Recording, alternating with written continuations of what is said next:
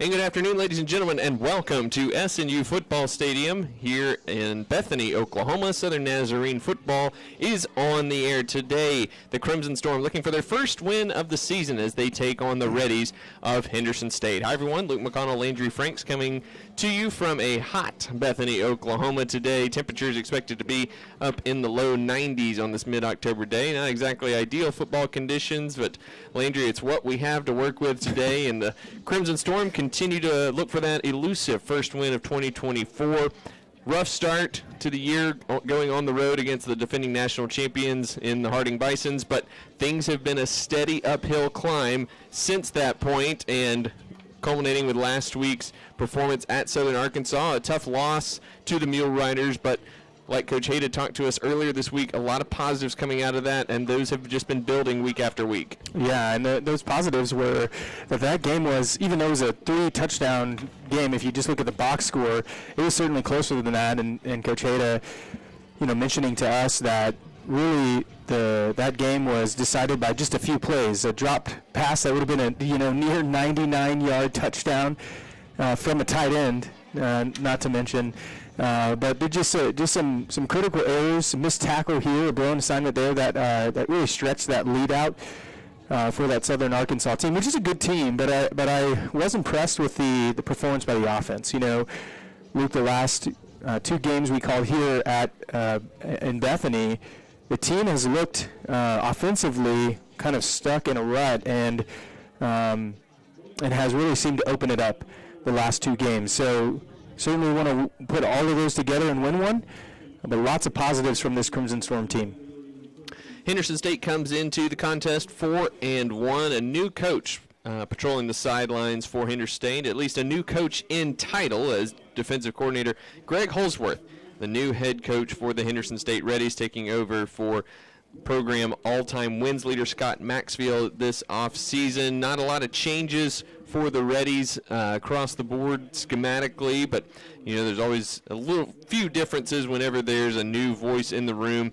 Henderson State, their only loss 2 weeks ago at Harding, where they were pasted 66-0 by the Bisons, and that's more of an indication of the Bisons' dominance than anything, as Harding has done that all season long, allowing just 10 points through through 5 games this season. They're like the 2000 Ravens. It's been incredible. It's been absolutely unbelievable. Quick check as we run through the conference scoreboard. Southern Arkansas went to Shawnee to take on Oklahoma Baptist on Thursday night and routed the Bison 65-10, the final score there. Midway through the third quarter in Arkadelphia, Ouachita having no look-ahead problems to next week's Titanic clash, hosting Harding 27-0 over East Central. Southeastern visits Monticello today. Northwestern visits Harding today. And rounding out the slate at 4 o'clock this afternoon, Southwestern is at Arkansas Tech. Here in Bethany, we've got about 8 minutes before kickoff. Teams have not yet taken the field, so right now we're going to toss it over to our pregame conversation with SNU head coach Dustin Hay to get caught up. We haven't seen him for a couple weeks, so we'll get caught up with him and preview today's game between the Crimson Storm and the Reddies coming up in just a few minutes.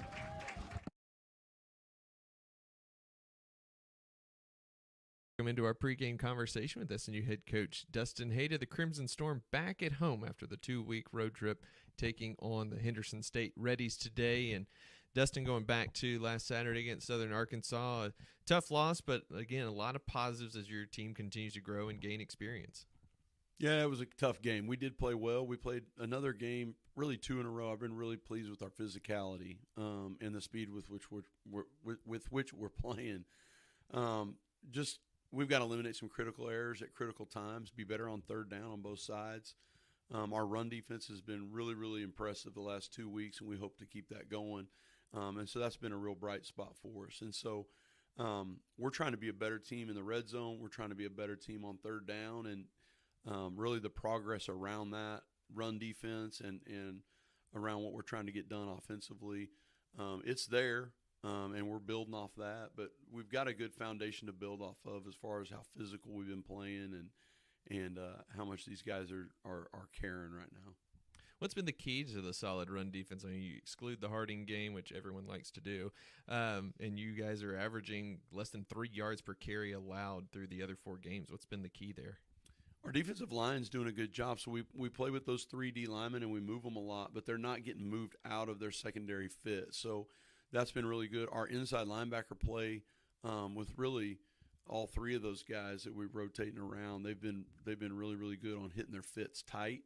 And then matching that with just being more physical than we've been, I think, and an urgency to get to the ball really with that front 5 and then those outsides and safeties working in as well has been a key for us. But it's all built around, the speed and physicality aspect of it. When you're in that 3-4, you've got to hit your fits and not get moved out of them.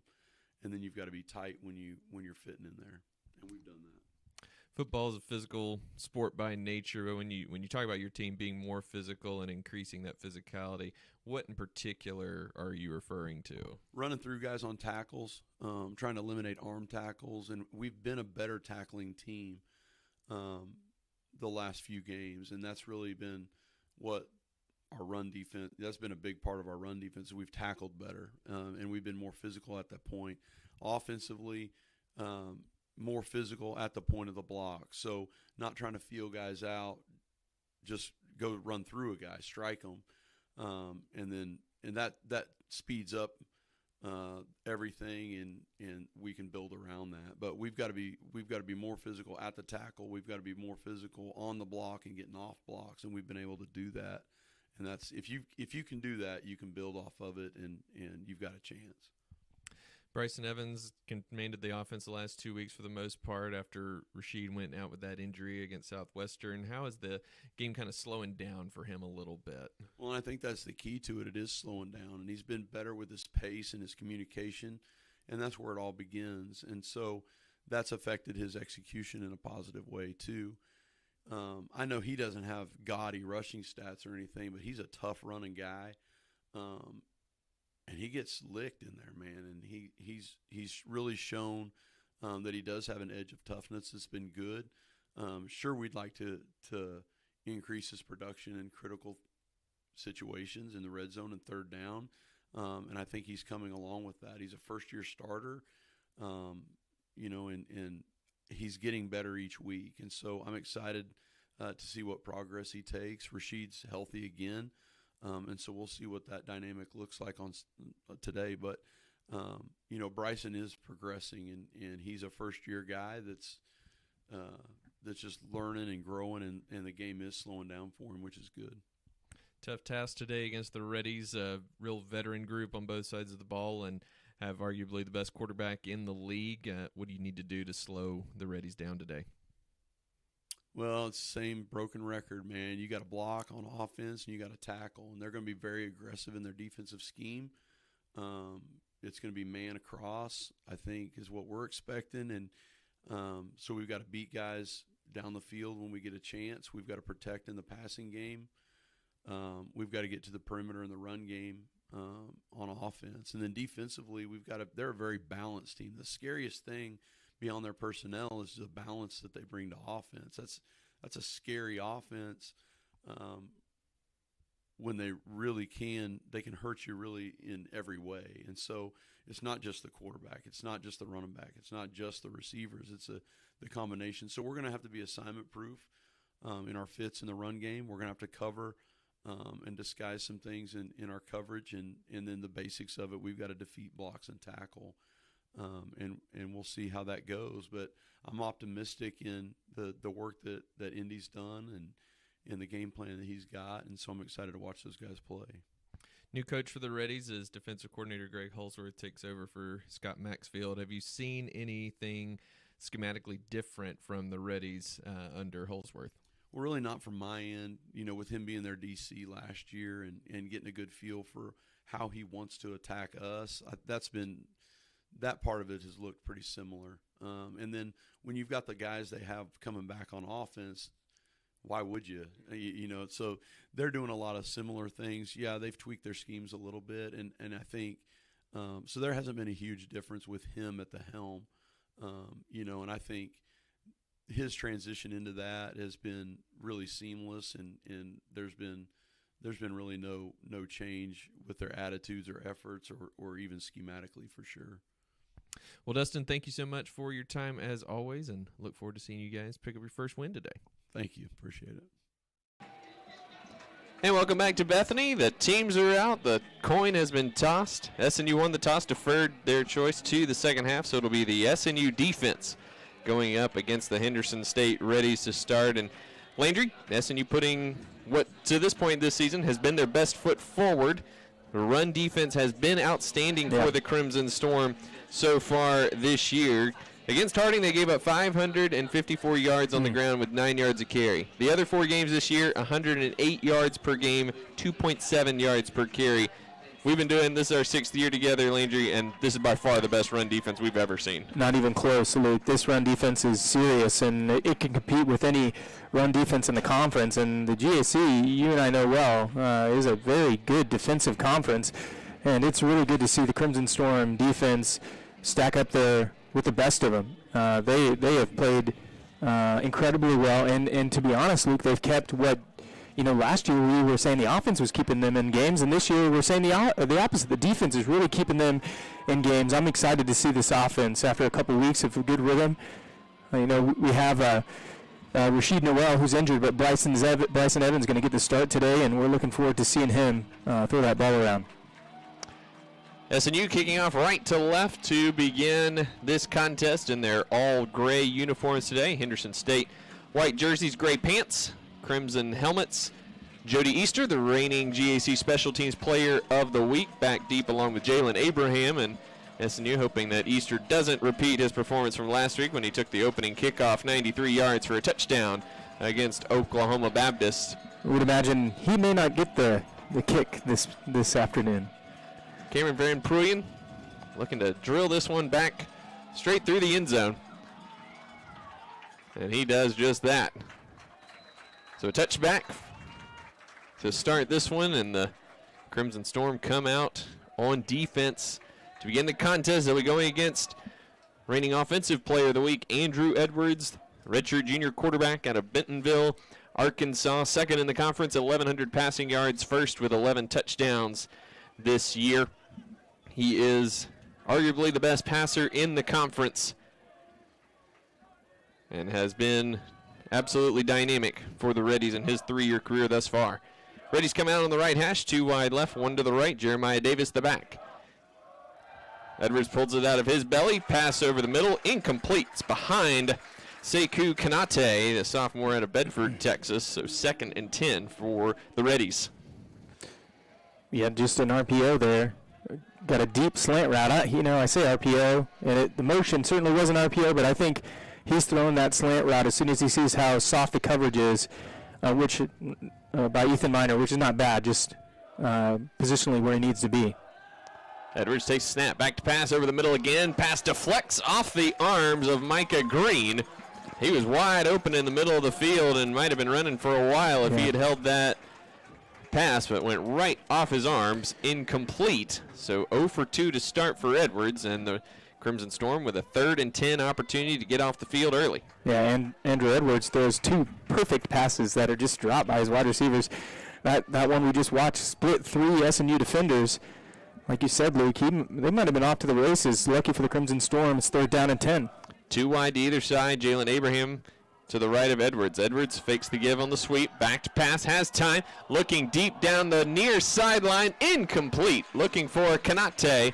And the Crimson Storm hold. There is a flag on the far side of the field. I think it's going to be encroachment or offsides on the defense. I think that's why he threw it up. So David Omasigo got caught getting across the line of scrimmage a smidge early, so the 5-yard penalty will give the Reddies a reprieve, make it 3rd and 5. A little bit of a different situation here. Yeah, the playbook really opens up for the Reddies with a shorter field to work with. 2 wide right, 1 left. Edwards takes a snap, back to pass, has time. Now airs it down the far side, looking for, I believe that was that was Green. or Easter, I'm sorry, falls incomplete. And SNU forces, for all intents and purposes, 4 incompletions to start the game and forces the 3 and out. Incompletion's incompletion, whether they were supposed to catch it or not on that third down play. They ran, I guess, the same play they ran before, just to the other side. The Reddies do, and just overthrown. Good coverage. Good job by this Crimson Storm defense. Get off the field even with the penalty. Desmond Williams back deep to receive the punt from Colby King. And before the snap whistles, let's see what we've got here. Yeah, Reddy. False start.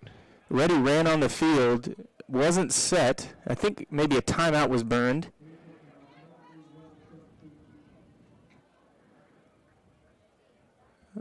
I guess nothing is called. Everything just got blown dead. Yeah. Didn't hear the explanation from the official very clearly there. So. Yeah, the coach is on the SNU sideline here, just as confused as we are, looks like. So we'll do it again. And now another whistle flies, and this time we do have a false start.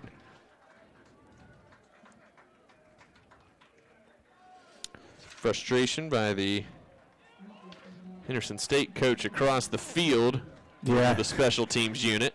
And I think on the first kind of dead ball whistle, you could hear him yell just about across the field, "What are we doing?" No confusion. 4th and 10 now. Colby King be the one to punt, and nearly blocked by Aaron Randall. Takes a Henderson State bounce and rolls all the way down inside the 20-yard line. So a nice 57-yard punt for Colby King after SNU forces a 3 and out. 14:27 to go first quarter. SNU on offense when we come back after this timeout.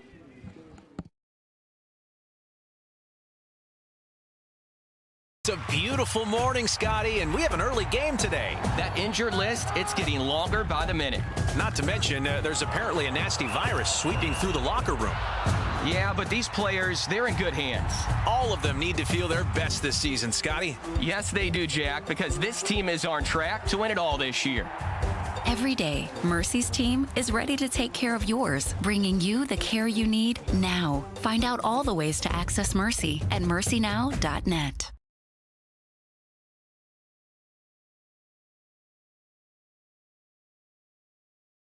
Renew is the University Counseling Center. We are located at 6710 Northwest 43rd Street, just north of the Webster Commons. Renew offers a variety of services, including individual counseling, couples counseling, and psychoeducational workshops. The first 5 sessions for students are free, and students... Welcome back to Bethany. 0-0 scored. 33 seconds gone by. That's all it took for SNU to force a 3 and out against the Henderson State Reddies. Luke McConnell, Andrew Franks with you, and Bryson Evans leads the SNU offense out onto the field for the first time. 3 wide receivers right, ball on the left hash.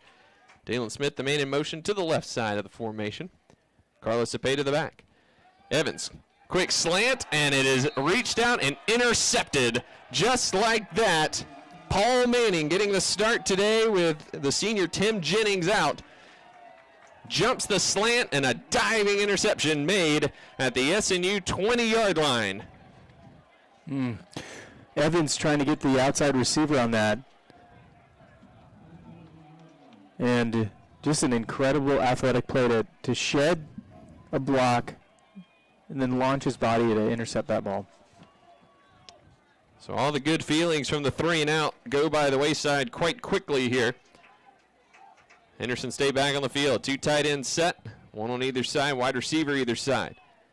The give is to Jeremiah Davis up the middle. He goes, puts his hand on the ground to keep his balance, and he gets down to the 16-yard line. It's a gain of 5 on 1st and 10.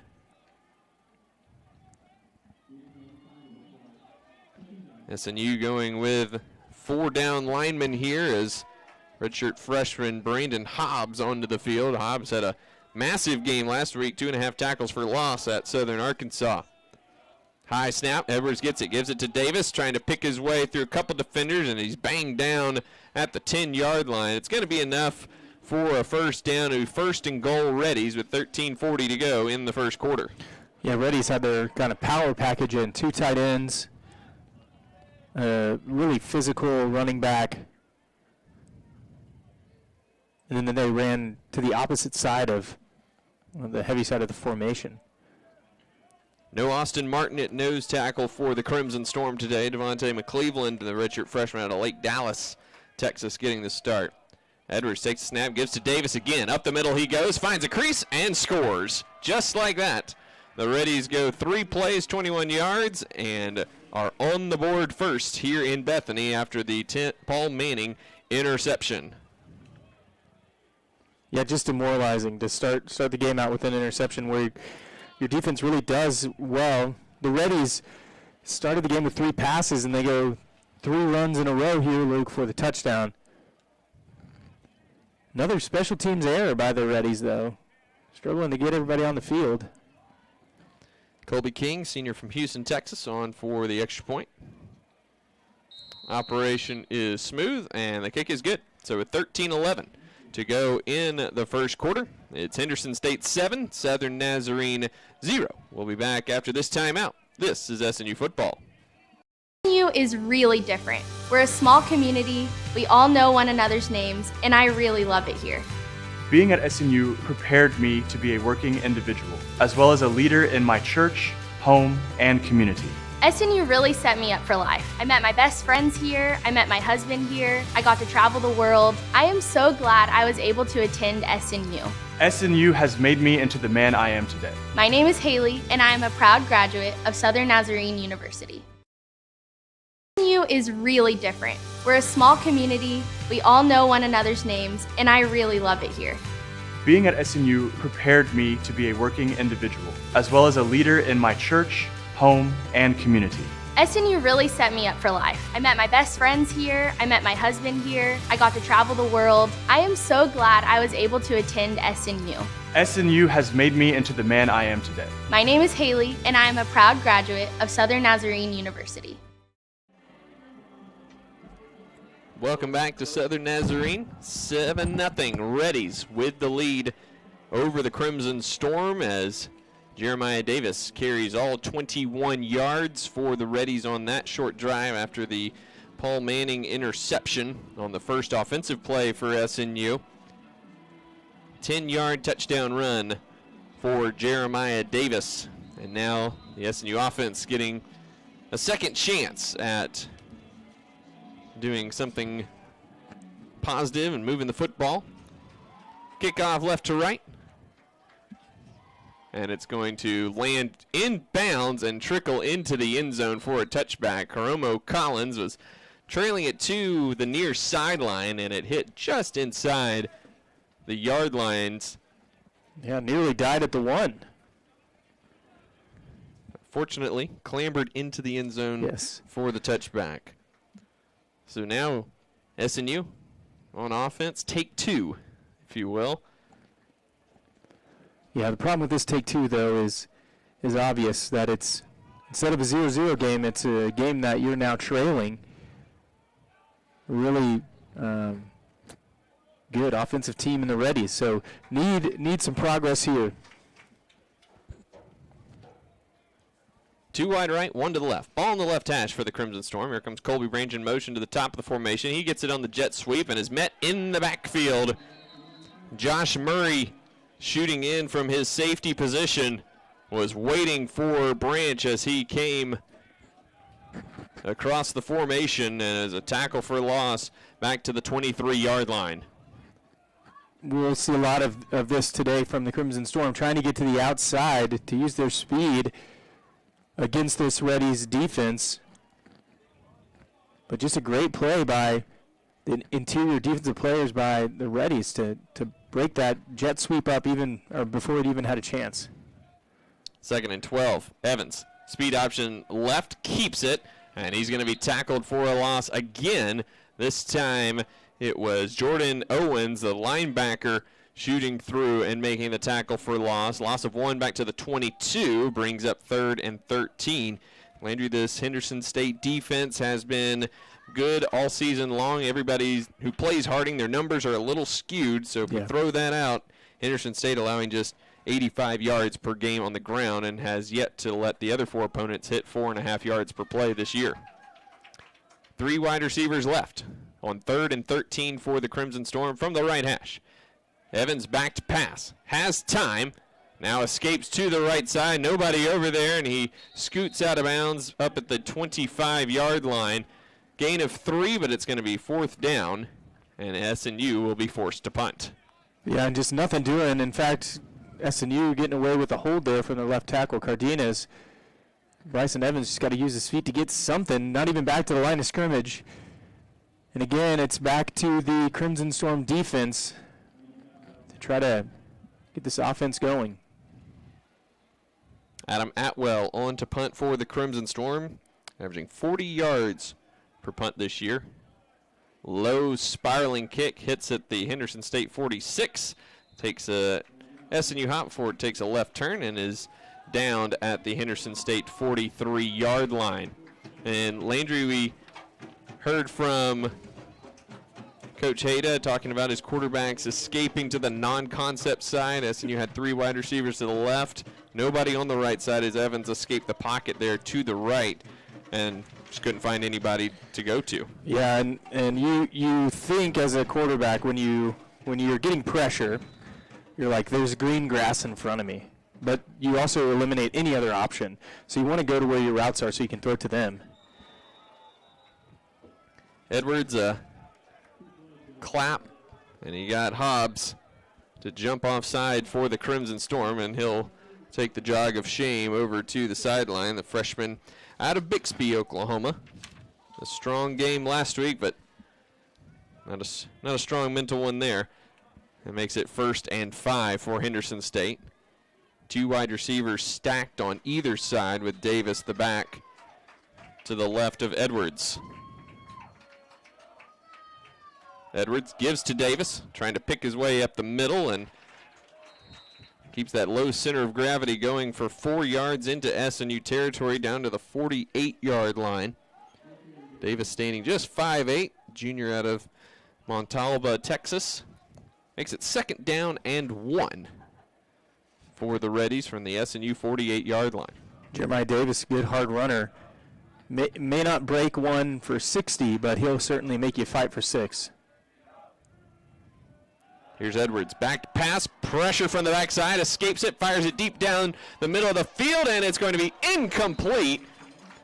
Ethan Miner was scooting back in coverage and might have affected the throw. It hit Jody Easter right in the hands at the 3-yard line, but he dropped it. I think he was probably just distracted by Miner right in his face. It did look like Ethan Miner maybe got a finger or 2 on it and just distracted the wide receiver enough. Man, credit to Edwards who had an arm on his throwing shoulder and just steps up into the pocket and launches one.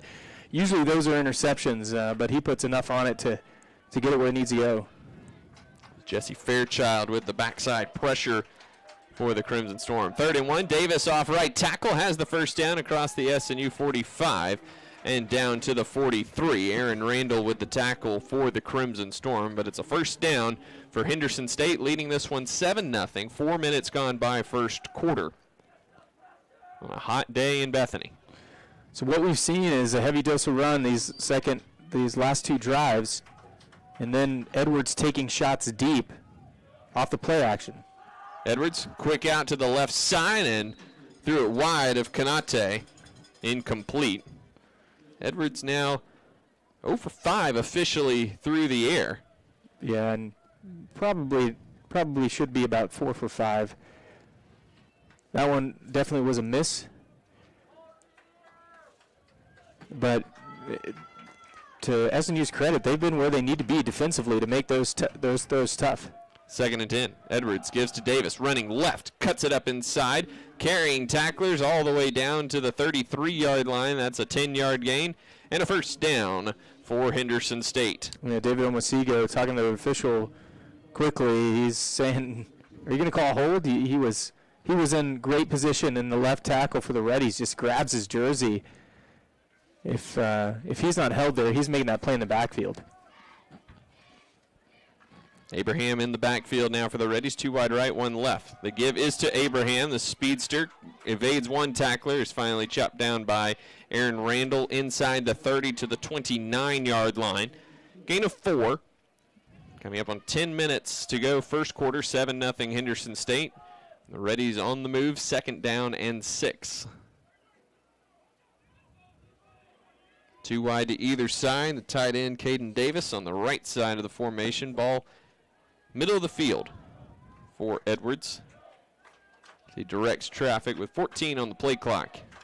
Now 3 wide receivers right as Abraham comes to the near side. High snap, Edwards gets it back to pass. Has time, fires it over the middle. It's caught by Davis, who's upended by Jake Wright at the 15-yard line, but a flag down from the head linesman. Yeah, this is coming back quickly. The Reddies in all their organizational chaos at the beginning of that play line 3 wide receivers up on the line of scrimmage, so the tight end who catches the ball over the middle is covered up. That's going to be an illegal formation. Is that a loss of down? Just 5 yards. Just 5-yard penalty. Now they're discussing it. It shouldn't be a discussion. I'm not sure what the line judge is. There were 3 right on the line. And you had 87 catch it. So if the play's not to them, it's I think they had 8 on the line of scrimmage either way.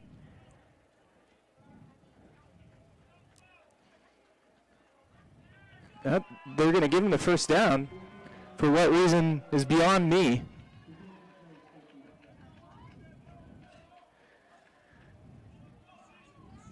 Not a lot of protestation from the S&U sideline. That is pretty wild. So 14-yard pickup for Davis, 15 down to the 14. 1st and 10 Reddies. 3 wide right. Give to Abraham, running right, cuts it up inside. He's finally going to be wrestled down at the 5 by Carter Brock.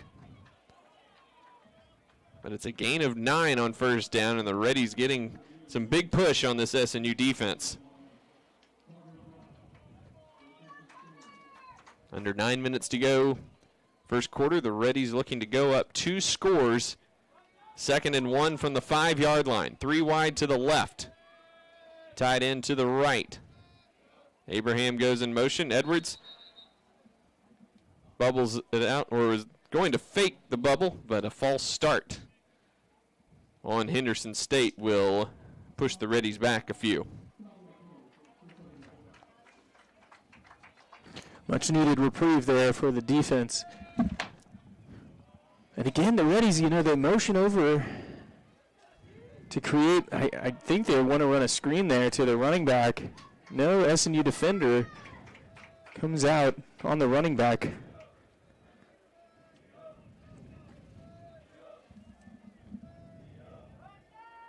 That makes it 2nd and 6 from the 10, ball on the right hash. High snap, Edwards corrals it and is going to be taken down right at the 15-yard line. Emmanuel Obina there to clean things up. The bad snap from the center, Gabe Hernandez, and he was slow to get up, but gets up okay. It's a good thing Edwards is 6'3", or else that was going a lot farther backward than 5 yards. Yeah, big 3rd down here to get off the field. This has been a long drive, and the Reddies seemed poised to score, but this defense has stepped up. 3 wide receivers left, 2 right. Edwards has a snap, back to pass. Has time, escapes the pocket to the right, and he's going to be crushed out of bounds by Carter Brock inside the 15-yard line. An official went down. Yeah, and he's getting up okay. He's getting up okay. To be okay. Man, he tried to jump over him, but he took a shot there. Coach is checking on him over there. But Carter Brock absolutely laid the wood on Edwards. So a nice stand by the Crimson Storm as Edwards out of bounds at the 13-yard line. And King on for a field goal attempt. Ball spotted at the 19-yard line, so this will be a 26-yard field goal, and he missed it wide right. So the SNU defense holds. It was 2nd and 1 at the 5-yard line for the Reddies, and they come up empty with 7:26 to go in the first quarter. Our score remains 7-0. And Landry, a huge stop there from the SNU defense. Some of it with the help of the Reddies, but you take help anywhere you can get it on the football field. Yeah, and you just need it. You can just feel it in the crowd. I mean, the big crowd here today for a hot game on a Saturday afternoon, but just kind of getting restless. Then all of a sudden you have a penalty by the Reddies. You have a bad snap that you take advantage of, and then you force them into a really bad field goal. And now the momentum seems to be shifting towards the Crimson Storm. Now we got to get it going offensively. SNU starts 1st and 10 on the 20. Inside handoff to Carlos Cepeda, and he is grabbed and thrown to the ground by Darian Thompson.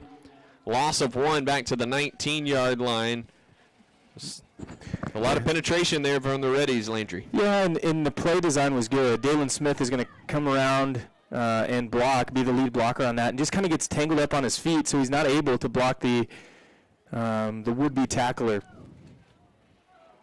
Braxton Bird into the game for the Crimson Storm. Going to see Donovan Hill back out there at wide receiver for SNU after missing last week at Southern Arkansas. Bird, the man in motion at the top of the formation. Evans fakes the give to him, follows blockers up the middle, and is knocked down for a gain of 2 at the 21-yard line. It was Owens in there again, putting the hit on Evans.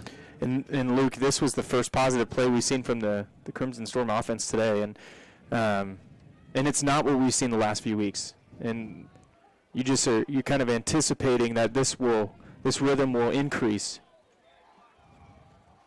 6:15 to go, first quarter, 7-0 Henderson State. The Reddies defense has really stymied SNU thus far. This is their 3rd possession of the ball game. 2 wide receivers either side. Zepeda's the back to the left of Evans. Evans back to pass, pressure off the edge, overthrows his receiver Jarrell Farr, but that's because he had big Gary Lewis coming off the edge right in his face and got contact as he threw the ball. Yeah, I think he hits Jarrell Farr right in the numbers if he doesn't get contact there. Things starting to open up. Certainly you don't want another 3 and out. You don't want to punt again, but showing signs of life for this Crimson Storm offense. Adam Atwell on for his 2nd punt. Cam Thomas back deep for the Reddies. Atwell booms this one. Chases Thomas all the way back to his own 30. Thomas working his way across the field and is going to be taken down by a host of Storm defenders at the 33-yard line. So an excellent punt from Atwell and good coverage by the Crimson Storm special teams. Yeah, Atwell puts that right on the sideline. And the reason what makes it such a good punt, you really, if you're punting towards the sideline, you're trying to hit between the numbers and the big white line, right? And the closer you get to the numbers, the more they have to field it. If you kick towards the out of bounds and they don't have to field it, there's no problem for them to make a mistake, but perfectly timed for the Reddies to have to kind of switch field right into the Crimson Storm punt return team to get there.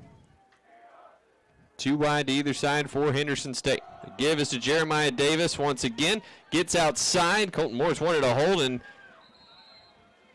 Davis all the way across the 45 to the 46. And Colton Morris was mid-play throwing up his hands there for the Crimson Storm, but it's a gain of 13. And the Reddies are breaking off these runs in big chunks here, Landry.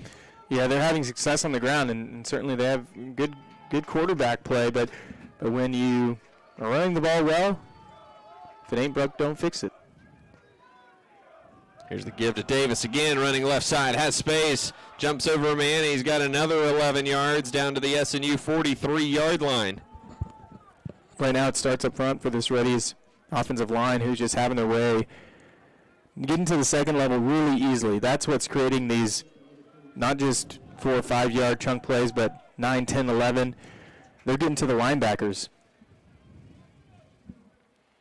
Ball on the left hash, 1st and 10 from the SNU 43, 2 wide either side. Davis remains the back. Edwards takes the snap, back to pass, has time. Now he'll run up the middle, 40, and falls down at the 35-yard line. But still a gain of 8 for Andrew Edwards. The clock moves, 4:25 to go first quarter, 7-0 Henderson State, facing a 2nd down and 2 from the SNU 35-yard line. It didn't look like a designed quarterback draw. I think he just saw green grass and took off.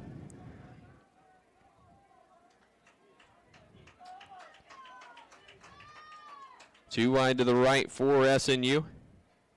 For Henderson State. Another give to Davis. Breaks through one tackler. Is crushed inside the 25 by Elijah Simons, but Hobbs unable to bring him down right about the line of scrimmage for the Crimson Storm. And another first down run for Jeremiah Davis. He's pushing 75 yards on the ground already here in the first quarter. In the game for the first time, Dylan Jones, freshman out of Houston, Texas, at running back for the Reddies. Edwards gives it to him. Jones up the middle and is stymied by a host of Crimson Storm defenders right at the line of scrimmage. Carter Brock in there for SNU, along with Elijah Simons. Yeah, you can tell the younger running back not hitting the hole nearly as fast and as powerful as the experienced. Jones, a 6 foot, 183-pound freshman. Yeah, he's a big, tall running back, too. As a linebacker, you kind of love that, a big target to tackle. Now, sometimes they're like Derrick Henry, and it doesn't matter, but certainly more helpful. Edwards gives to Jones again, cuts it back inside, and is wrestled down at the 20-yard line. Jamari Johnson in on the tackle for the Crimson Storm. Jones checks out, Davis back in for 3rd and 7, 2:35 to go first quarter. Another opportunity for this Crimson Storm defense to get off the field and prevent a touchdown. Now you think probably Luke Reddies are going for it on 4th down if it's short? Probably so. 2 wide right, 1 left for Edwards, who has the snap. Back to pass. Looking to the back left corner of the end zone. It is... He's caught for the touchdown. The officials say he caught it. He juggled it well after he went out of bounds. Yeah. But it is a touchdown for the Reddies. And that's number 81, Robbie Williams, senior out of Trinity, Texas. Tyler, Texas. And the Reddies go up 2 scores. Oh, and Coach Hayda is throwing the challenge flag on this one. Yeah, and that's it's a worthy challenge for sure. It's going to be hard to overturn it, I think, Luke, but and the rule is you got to maintain possession through the catch, or you would know better than I would, but it certainly looked like he had it, but then at the end, it spits out. Yeah, he definitely dropped it, but we'll see. Yeah, how many steps he took, and just hard to know. And there'll be a good angle of it from the end zone coach's cam that is posted up behind the goalpost. So as that camera follows the action, it should have a very, very clear look at whether or not Williams came down with the catch. And this particular rule always so subjective as far as, how long do you have to hold it before a defender ripping it out is beyond, the point. Yeah, and if he's ripping it, where's he ripping it out? I mean, if that ball's coming loose in the end zone even, then, then it might, it didn't look like a touchback. It looked like he was out of bounds, but if that ball is moving at all while he's stepping out of bounds, it's incomplete. But as always, Luke, inconclusive evidence. Or what is it? Inconclusive. Inconclusive. Okay, that sounded wrong when I said it, but it almost never seems like there's conclusive evidence.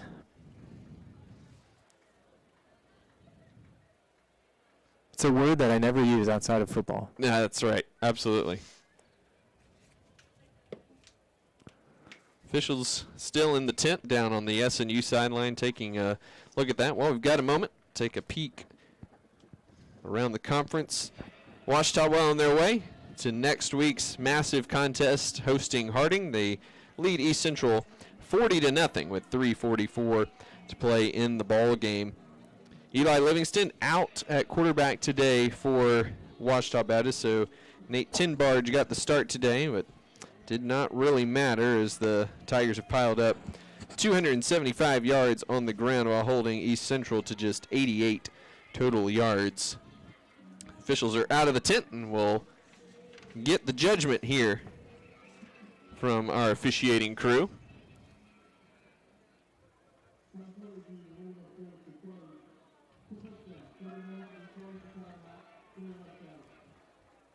So the ruling on the field is confirmed. The language used there by the official. So without a shadow of a doubt, it was a touchdown. So SNU loses a timeout and is without a challenge for the rest of the ball game as Henderson State goes up 13-0.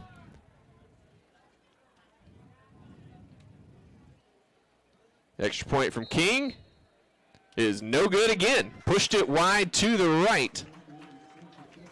And King is having one of those days. Yeah. Twice wide right for King, who is the normal kicker. It looks he punted earlier, assuming that punter Axel Robertson is unavailable today, which is why he punted on the first drive of the game. But looks like Robertson is over on the sideline, so not sure why King handled the punt duty earlier. But so 13-0 Henderson State with the early lead. 2:08 to go in the first quarter. And Landry, if you're the SNU offense, you might not have to score here, but you do have to get at least a first down or two.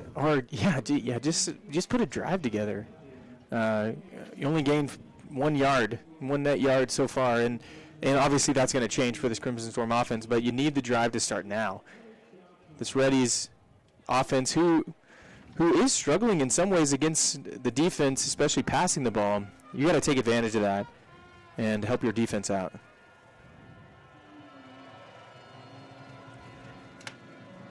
King set to kick this one away. Wouldn't mind him pushing this one right out of bounds. Give SNU some good field position. Karomo Collins, the lone deep man for the Crimson Storm, standing at the 5-yard line. It's a run up and the boot. It's a low, ugly kick that hits at the 5, and Collins can't get to it in time, and it goes through the end zone for a touchback.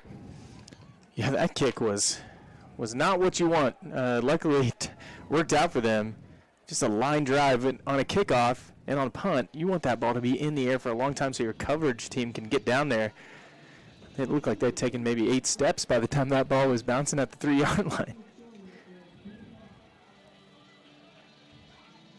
So here comes Bryson Evans and the offense. Cade Barron out at running back for the first time today. The redshirt freshman out of Ringling, Oklahoma, had 50 yards on 7 carries last week against Southern Arkansas. He's a redshirt freshman that Coach A was talking to us about even last year when he was redshirting. So SNU 2 wide receivers either side from the left hash. Evans gives it to Jarrell Farr coming around the left side, trying to get out of bounds, but Reddy's all over the place, and Farr steps out of bounds after a loss of 1 at the 24-yard line.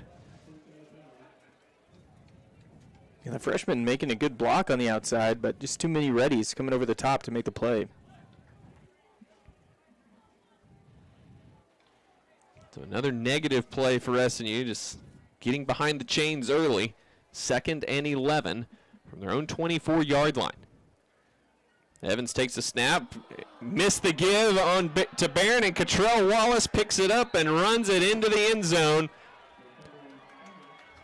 The mesh point was not very smooth there. Evans and Barron just miscommunication on who was given, who was taking, and the fumble laying there in the middle of the field, and Cottrell Wallace picked it up and took it in for the easy Henderson State touchdown. That bounced right into his arms. I mean, it looked to me, Luke, it's hard to say because we're not down there, but it looked to me like Bryson had changed his mind right at the last second to pull it because there was space and just didn't have enough grip on the ball.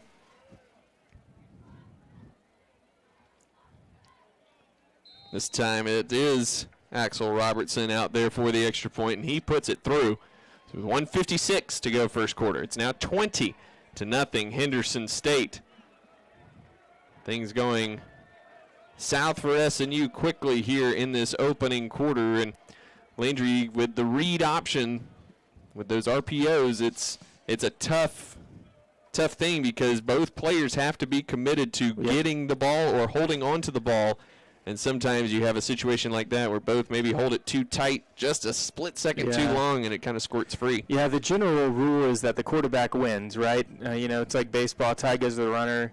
Quarterback gets to decide. But that being said, it's incumbent on him to have firm possession of the ball while he is in the mesh point. So when they're all interacting, he's got to make sure he has grip on that ball. And that's kind of why I probably lean towards Evans just changing his mind at the last second, because once he gives it to his running back, he's got to let it go. He can't maintain possession of it, obviously.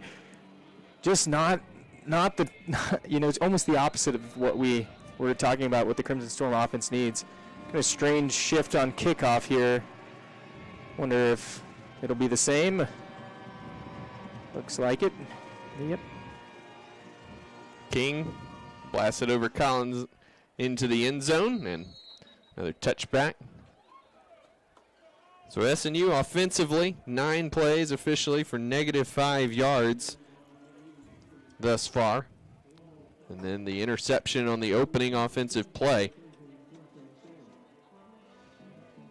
It's been a tough start. We've seen pretty good starts the past 2 weeks offensively. SNU moved the ball pretty well early on against Southern Arkansas 2 weeks ago. They marched straight down the field on Southwestern for the opening touchdown, but has not been the case today against a really good Henderson State team. Yeah, defensively they've played pretty well. Had 2 possessions on the short side of the field. But defensively, they played well. Offensively, just got to get something going. We got a quarterback change here, Luke. So Rashid Noel out there for the Crimson Storm. Didn't play last week against Southern Arkansas. Suffered bruised ribs against Southwestern Oklahoma State 2 weeks ago, and misread there it might have been, but he used it across the line of scrimmage for a gain of 1. He was looking out wide at a slant route that was covered up quickly, and I wonder if he just kind of made up his mind a little bit before the play was snapped that he wanted to throw it. I don't blame him. You're jumping into a game. You kind of want to do something in rhythm. 90 seconds to go, first quarter, 20-0 Reddies. 3 wide receivers right, 1 left for the Crimson Storm. Here comes Bird in motion. Noel back to pass, has time, lobs it down the middle of the field, looking for Hill on the post route, and it is intercepted. Cam Thomas with the interception. He bumped Hill off his route, and Dustin Hayda sprints down the full length of the field to lambaste the officials on what should have been a pass interference play. Yeah, they're talking about it, but it's not. It doesn't look like it's going to change. And no official wanting to talk to Coach Hayda right now. He certainly has a case to be frustrated. There's contact as that ball was coming in. Yeah, referee telling Coach Hayda to mind his space. Yeah, well. And it's a tough play because Hill's running a post route. Yeah. The throw is clearly a little bit behind him. There was definitely some contact, but how much of it was a shove from Thomas versus a Hill trying to just move back to the ball and Thomas already being there? Correct. It's great coverage by Thomas. Was it a little bit too much contact? Possibly. If you're wearing the crimson and black, absolutely. Here come the Reddies. Davis running through a couple arm tackles and gets across the 35 to the 37-yard line, a gain of 4.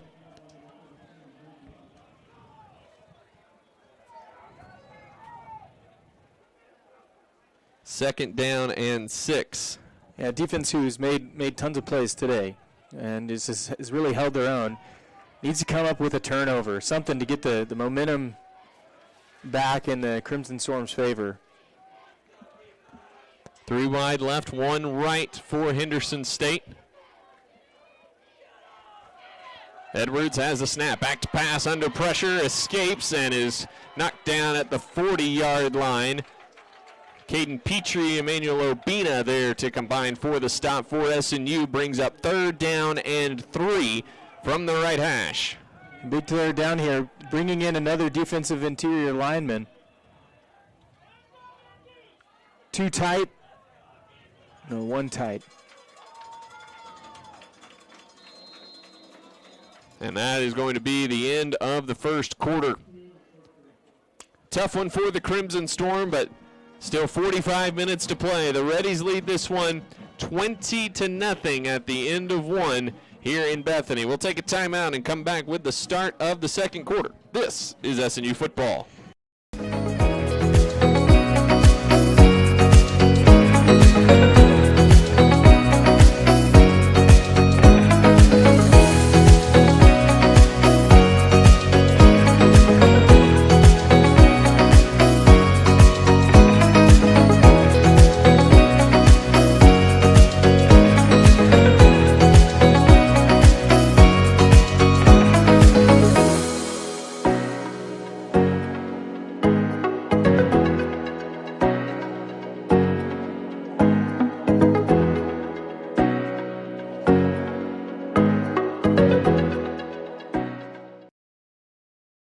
My favorite things about SNU was the relationships I was able to have with people, with professors, with friends. One thing that was purposely different about SNU was the integration of faith into the academics. I feel like I learned so much from that helped prepare me for life after college, to be a husband and someday to be a father. It was a really, really transformational time in my life. My degree could have come from anywhere, but my relationships with people, I know I would not have gotten anywhere else. Go to snu.edu to apply or to schedule a visit.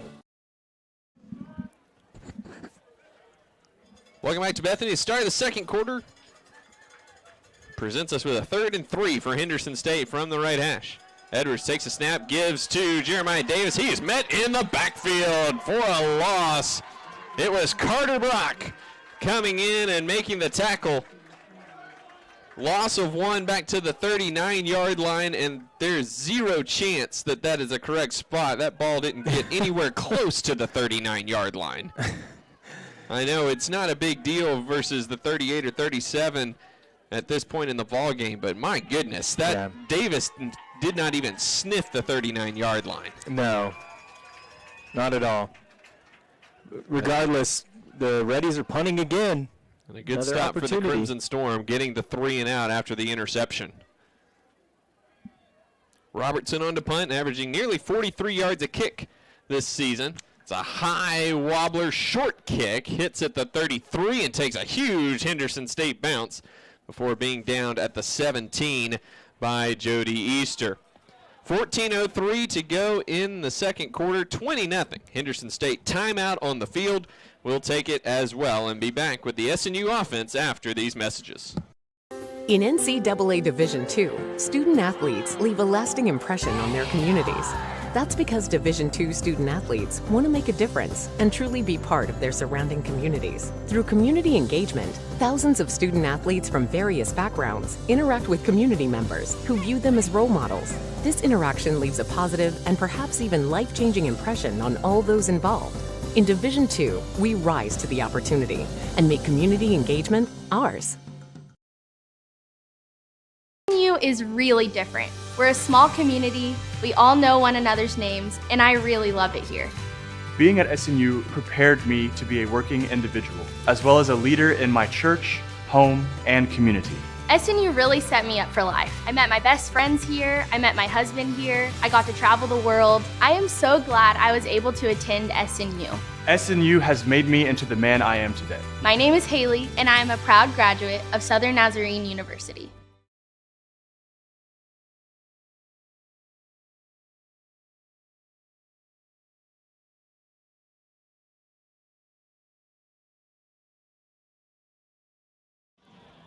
Welcome back to Bethany. 14:03 to go second quarter. SNU with possession down 20-0 to Henderson State. Luke McConnell, Landry Franks with you. Delighted to have you with us. SNU back on offense. 2 tight ends set here. The give from Noel to Cade Barron up across the line of scrimmage to about the 19-yard line. So a gain of 2 for the redshirt freshman from Ringling, Oklahoma. 2nd down and 8. And Landry, first time we've seen both Dalen Smith and Cody Conaway out there. Conway, a freshman out of Ringwood, Oklahoma for the Crimson Storm, a guy that Coach Hayda really, really likes. Yeah, and not to be confused with Ringling, but Ringwood, yeah, and he's a freshman who's taken really well to this offense.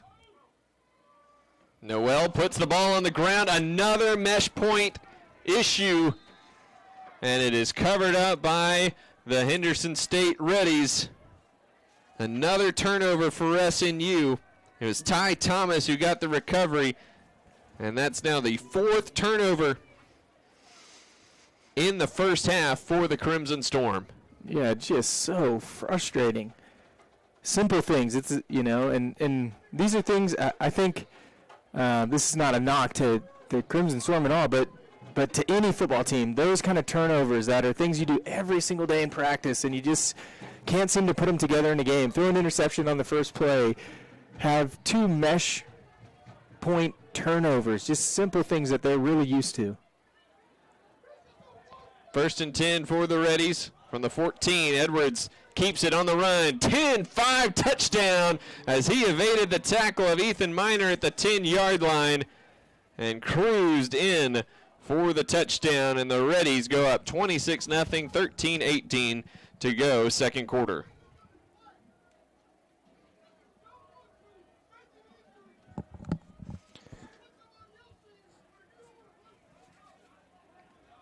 Associate head coach Ken West has the offense around him right now and giving a very spirited pep talk right now as Robertson puts the extra point through for the Reddies, and not something that we see a lot from the Crimson Storm.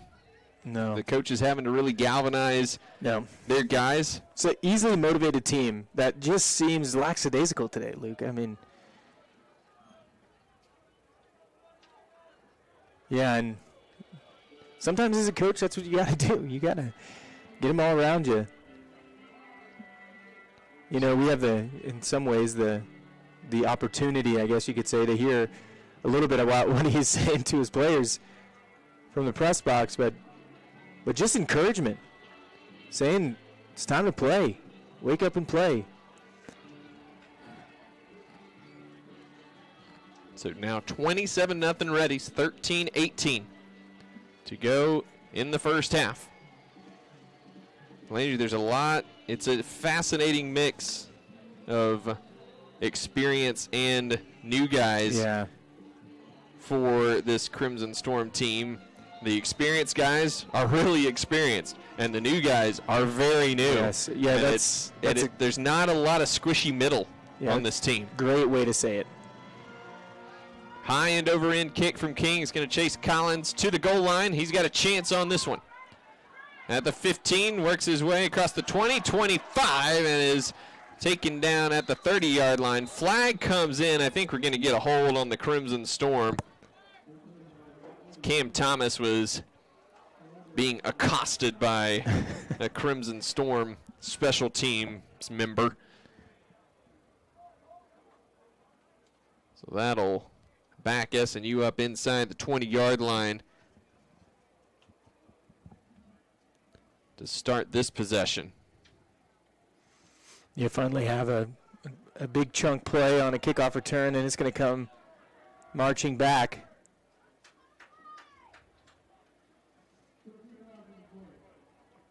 You're going to get a re-kick here, Luke. So the offsides on the Reddies is going to offset the hold, and so we'll do it again. Yeah, the very didn't see not the flag often called offside on a kickoff. Yeah, didn't see the flag on the Henderson State side of things. That was on the far, over on the Henderson State sideline. So we'll do it again and see if Collins can break a big one here. Yeah, the Reddies are doing kind of an interesting formation. I don't know if they do it to, normally on kickoff return you number the person you're supposed to block, and some pre-snap motion and runs, and interesting.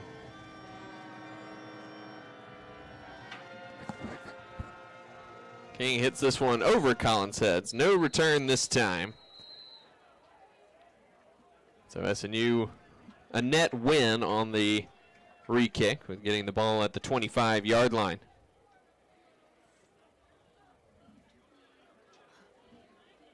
.13-12 to go second quarter. Henderson State leading 27-0. You know, if you're watching this game, I think it'd be easy to say, okay, got to start passing here if you're Crimson Storm. You got to start getting the ball in the air. And really what they need to do is they just need a consistent drive, something we haven't seen at all today. No need to change your playbook. Just do what you do, but do it well. Bryson Evans back at quarterback for the Crimson Storm.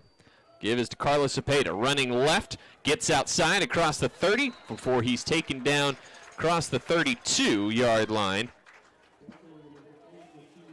Number 42, Khalid Jabril out there for the Reddies on the tackle, but a nice gain on first down for Carlos Cepeda. Gain of 6 up to the 31-yard line. Second down and 4 from the left hash. 2 wide right, 1 left. As Cepeda motions out to the right. And a false start on the Crimson Storm.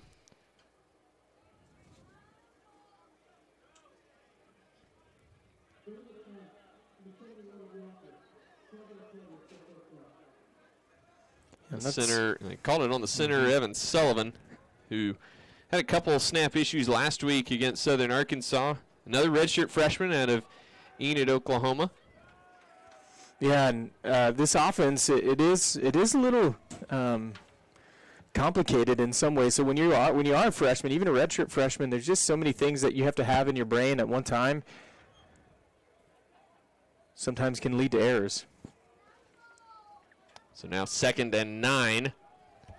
And another flag comes in for a false start on the Crimson Storm. 2 illegal formation and a false start. You're going to get the false start here, but you have one guy not set, one guy going in motion. Kind of been the story of the day for the Crimson Storm.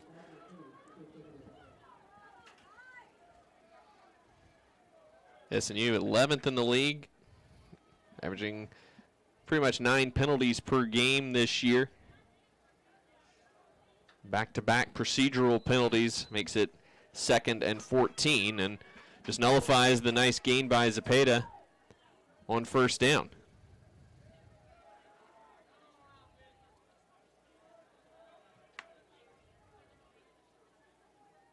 Two wide right, 1 left. Evans has it. It's a screen pass to Cepeda. Oh, and a nice tackle.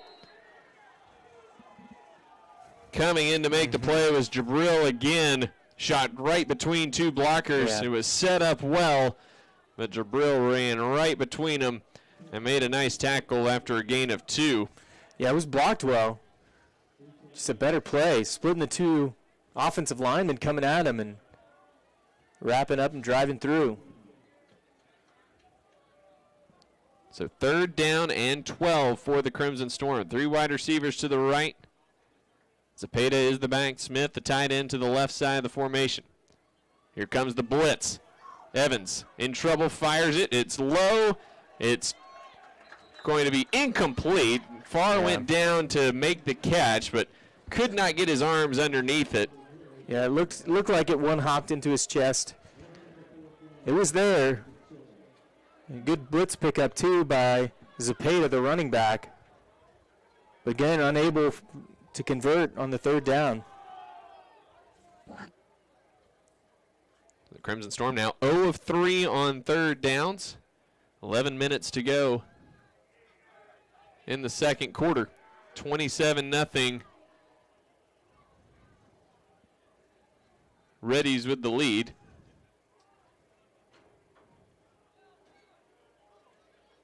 Atwell on to punt. High end over end kick. It's going to be fielded by Thomas at the 44-yard line. That's where the Reddies will take over 1st and 10. Slow moving first half here. Landry, a lot of stoppages, penalties, and discussions, and a whole lot of other things, but ultimately, SNU just struggling right now. Yeah, and you can't put a drive together, and that clock doesn't move very fast. So you're giving the ball to the other team who is growing in confidence. Need something here. Need a spark. Need a light. 2 wide either side for the Reddies in a stack formation. Davis is the back. He's got the carry. Running left side. He's crushed in the hole by Carter Brock. Gain of 1 to the 46, but Brock just a tremendous hit. Came into the game second in the conference in tackles with 49 this season. He's had a nice day so far. Quick hitter for Edwards on the outside. Easter wide open and gets inside the 40-yard line of SNU before Ethan Miner takes him down. They mark him right at the 40-yard line. Henderson State going a little quickly here. Yeah, and I think Miner is anticipating a fade route because he's backpedaling when that ball is caught. 1st and 10 Reddies. Ball on the right hash, 2 wide either side. Davis to the right of Edwards. Has the snap. Back to pass. Has time. Rolls to the right. Now he's in trouble, and he is going to be sacked. Nick Blanchard came from behind. Jesse Fairchild was out there as well for the sack back at the 47-yard line. But Devontae McCleveland is down for the Crimson Storm. He's to his feet and is walking off with trainer Michael Brobston. Yeah, holding that left shoulder very gingerly. He sure is. There was no, didn't seem like there was a big physical hit on him, but just trying to get around the pass rush, and yeah, he's favoring that left arm.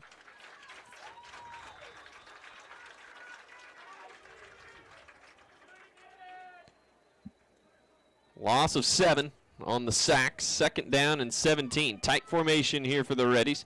Edwards back to pass. Swings it out to Davis and gets outside of Jake Wright, but Wright comes back and makes the tackle along with Aaron Randall. Gain of 5 down to the 42-yard line. It'll be 3rd down and 12. You gotta love Jake Wright. He's got a giant cast on his hand, former wrestler. He gets blocked out of the play, comes around his block, still makes the play, and then finishes the tackle. When someone else who comes to help him bounces off, he's still holding on for dear life. Jake Wright, just a fierce Crimson Storm outside linebacker. 3rd and 12 for the Reddies from the SNU 42-yard line. Ball on the left hash. 3 wide right, 1 left. The tight end Davis is to the right. Edwards takes a snap, back to pass. Has time. Now he's under pressure. Evades the sack attempt of Blanchard. Now he'll run. 40, 35, 30, and slides down. He started his slide short of the 30, and that's where he's marked at the 31-yard line. So a good job by the official marking that correctly. Carter Brock came flying over the top. Kind of a little dangerous there from Carter. And Edwards got up looking at the official, wondering where that was, but I think it's 4th and 1 from the 31-yard line. Here comes quarterback sneak. I mean, they got 2 tight ends already behind him. Now he backs out. It's going to be handoff here, Luke, you think. Give is to Davis. Running right. He's got the 1st down. Got to the 29. He didn't get much, but he got enough. So 1st down for the Reddies. Keeps the clock moving with 8 minutes to go before halftime. 27-0 Henderson State. It's been all Reddies here in this one. SNU officially just 1 yard of offense, and they have 4 turnovers here in the first half. 1st and 10 from the 29. 2 wide receivers left, 1 to the right for Andrew Edwards in the Henderson State offense. Edwards back to pass, escapes the pocket, and runs it down to the 26-yard line for a gain of 3. Edwards, a very capable runner, nearly 800 rushing yards in his career. Had 11 rushing touchdowns a season ago. Yet to have one this season before today, but had one just a little bit ago to put Henderson State up 27-0. Here's Davis poking his way down to the 25-yard line. He ran into his own lineman. Yeah, he had room to run, runs into his own guard, it looks like. Slows him down. Another 3rd down, opportunity. You got to think 2-down territory here, but an opportunity to get off the field. 3rd down and 6 from the SNU 25-yard line. Ball on the right hash with 3 wide receivers to the left.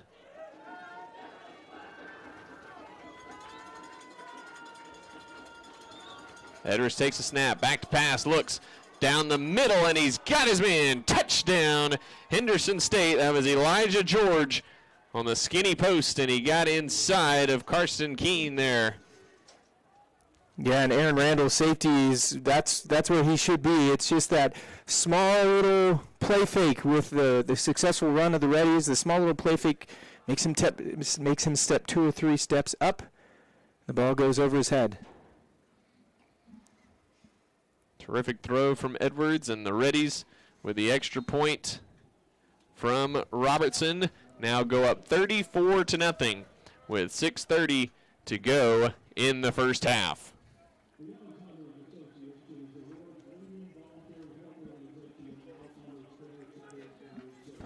It looks like Robertson for the Reddies kind of hobbling off there after the extra point, so that probably isn't indication of why he wasn't going to be doing any of the punting today, or any kicking whatsoever today. But when your other guy misses a field goal, a chip shot, and an extra point, right, you get pressed into duty very quickly. Yeah, it's your turn again. Quick check on scores from around the league. Ouachita leading East Central 40-0. That's a final score from Arkadelphia. Nearing halftime, Southeastern 6, Monticello 0. Nearing halftime as well in Searcy, it's 35-0. Harding over Northwestern Oklahoma State. The Rangers with 45 yards of total offense so far, which frankly is more than I would have expected them to have at this point in the ball game. King sends that one deep. Another touchback for Colby King, and Bryson Evans back out with the SNU offense, looking for really something, anything to hang their hat on, especially with 6.5 minutes to go before halftime. Just looking for anything to have some positivity, have some hope for. Yeah, you really want to see what this team's made of, right? You've hit just about every obstacle you could possibly hit today, and it's still 6 minutes to go in the second quarter. Show some grit, show some toughness,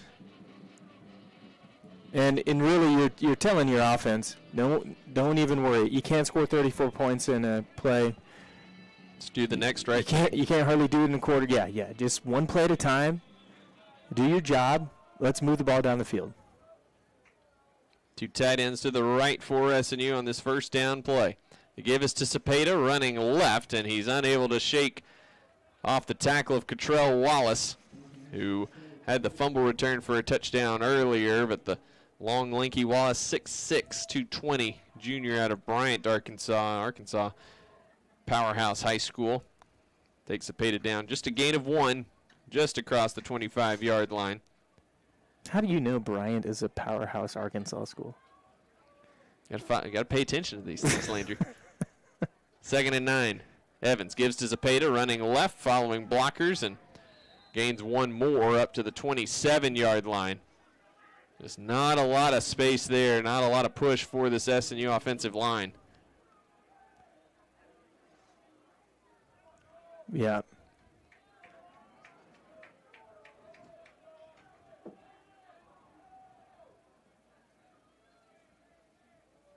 Got 4 wide receivers in the game. Farr's in the backfield. With Cepeda, 2 wide right, 1 left. Evans back to pass. Quick hitter looking for Farr, but is short and incomplete. Gary Lewis went in for Henderson State. He's down and gingerly getting up. Yeah, and Farr, I think Evans is kind of feels the pressure there and knows Farr's his quick out or shoot route or arrow route, whatever you want to call it. But he doesn't give Farr a chance to even turn around. So by the time Farr turns around, that ball's, probably something he could catch, but he's unable to to see it and bring it in. Atwell on to punt. Kind of a bad snap. Chases Cam Thomas back to the 31-yard line. He's wrestled down at the 35-yard line. Flag comes in from the head linesman, who is looking behind the play. We'll see what this is about. Yeah, there's already pleading his case to the sideline. I don't know if two people got into it or if he was holding and he knows it.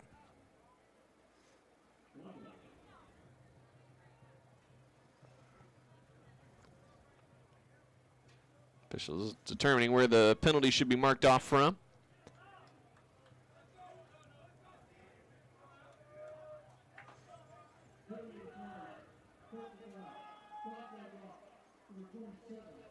It's an illegal blindside block on Colby Crawford of Henderson State. So that'll be a 15-yard penalty, which will put the ball back at the 20-yard line for Henderson State with 5:12 to go in the opening half. 34-0 Reddies. Henderson State has forced 4 turnovers and held SNU to 3 total yards here in this first half on just 19 plays. And that's the other thing, Landry. Eventually, this defense, as much fight as they're going to put out there, is going to get worn out, especially in this heat. Yeah, and you can already see some of the fatigue of it going on right now, but they're needed. Quick toss outside, and that goes to the freshman Jones, who gets up to the 24-yard line. Melvin Adrian lost his helmet on the play. He'll have to come off for the Crimson Storm. It'll be 2nd down and 7 from the 23-yard line. A bit of a secondary shift here. Multiple people coming on and off. 2 wide left, 1 right for Edwards. Turns to the right. Easy out route there for Robbie Williams. Collision. Paint chips go flying. Yeah. Yeah, you don't see that every tackle, but literally seeing paint chips. Oh, maybe it's just a mouthpiece. Mouthpiece. Either way. Even from this distance, I figured a mouthpiece would look bigger from across the field. But it is a 1st down for Robbie Williams, who had all sorts of space. It's a lot of cushion given up there by Kobe Nichols. Ticking down to 4 minutes to go. First half. 1st and 10 for the Reddies from the 35-yard line. Edwards gives to Jones, picks his way left side and cuts up field and gains 9 out to the 44-yard line. You see the coverage strategy, Luke. You just mentioned it. But the corner is giving lots of cushion to these Reddies wide receivers. It's kind of tricky to say Reddies wide receivers. But they don't want to get beat over the top, right? So you give them soft coverage, you give them the 5 yards in front of you, and you hope you rally into the football and making tackles. And they've done that pretty well today. But the inside run has really, really been successful. 2nd and 1. Jones again up the middle. Short gain to the 46-yard line, but it is enough for the 1st down. Obina and Hobbs combining on the stop for SNU.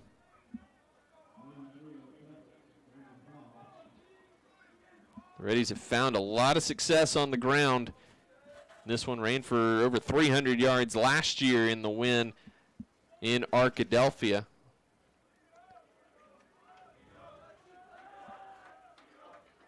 Three wide receivers right. Ball in the middle of the field. Davis splits out to the left. Edwards back to pass. Has all day to throw. Still looking, still looking. Now he's under pressure from Omosego. Fires it down the near sideline, and it is incomplete. Caught over there on the sidelines by Colby Crawford. It's a good snack. On the Henderson State bench. Good pressure on the backside from Omosego, not giving up on the play. And good coverage downfield for the Crimson Storm. 2nd and 10, 2:47 to go first half. Yeah, Omosego is just, he's at one point during that play is getting blocked by 3 offensive linemen and just keeps his pursuit, right? Keeps his feet, doesn't feel like he has to make the sack initially, but just keeps us contained, keeps his pursuit, and forces him out of bounds. Edwards, quick out, wide of the target. Micah Green, incomplete. Makes it 3rd down and 10.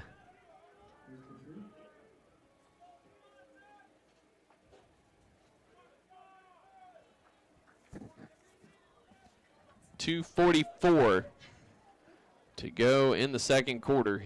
Henderson State leading 34-0. 3 wide receivers left. Davis is the back. Edwards has a snap. Back to pass. Has time. Fires it deep. Deep cross looking for Tumion Jackson. It's incomplete. Yeah, and Edwards didn't really look comfortable that whole series. Credit to the Crimson Storm defense, who, even though you give up a first down, you don't give up any big plays. You rally the football, and you're making them punt for the 3rd straight time. That is what's so perplexing about this game today, Luke, that you have your defense who in large part has really held this team to 14 points. But the score line doesn't dictate how well they've played today.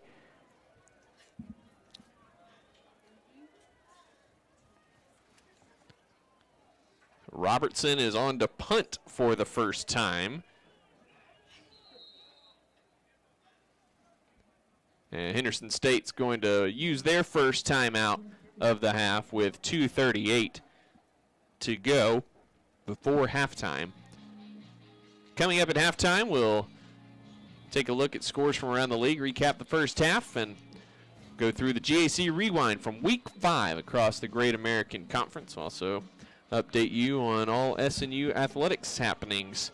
We are busy today. A triple header across, actually quadruple header really, if you factor in the rugby matches going on to our south on the pitch out there. Is that what they call it in rugby? I think rugby, so. Sure. I don't know. My rugby knowledge on the rugby grass ends at the word rugby. Yeah. Yes, same. I know what a scrum is. That's about it. I know that's a term they use. I couldn't tell you if they're doing one or not, or what it is. Doubleheader soccer game for SNU today. The women in action right now, and massive game atop the standings as the men's team takes on Rogers State this evening.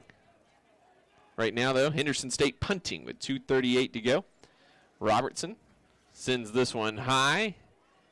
Desmond Williams is interfered with, and Henderson State falls on the loose ball, but that won't matter. Kick-catch interference coming up on the ready, so it'll be SNU football up at the 31, 32-yard line.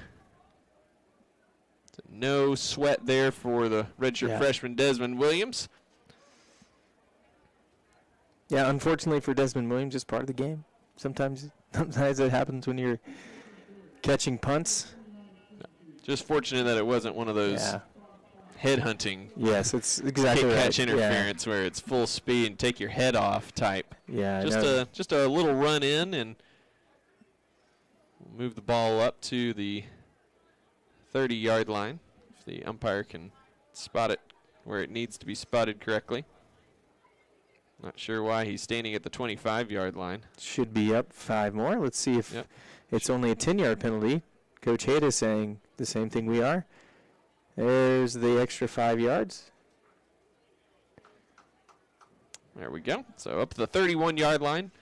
Ball on the left hash. SNU 2 timeouts and the 2-minute timeout left to drive down the field. Rashid Noel back out there at quarterback as SNU continues this rotation that we've seen much of the year. It seemed like we had it figured out a little bit after the Northwestern game here, and then Noel got hurt against Southwestern. The give is to Carlos Cepeda. No gain on first down off the right side of the line. Yeah, and Ty Thomas once again. Since the second fumble, all the gives have been really simple gives. Nothing complicated from the Crimson Storm. Going to wait to the 2-minute timeout. So it'll be 2nd down and 10 when we come back. 2 minutes to go here in the second quarter. 34-0 Reddies over the Crimson Storm. We'll be back after these messages. SNU sets the standard for innovative servant leadership. Students from every discipline are exposed to leadership opportunities where they can thrive. In more than 45 majors, students experience true integration of faith and learning, rising to be leaders in their field. SNU is the place for educators to take the next step and earn a master's or doctorate in education and leadership, with over 400 ed leadership graduates serving across Oklahoma. If you're starting as a freshman or earning a master's or doctorate, SNU is the place for you.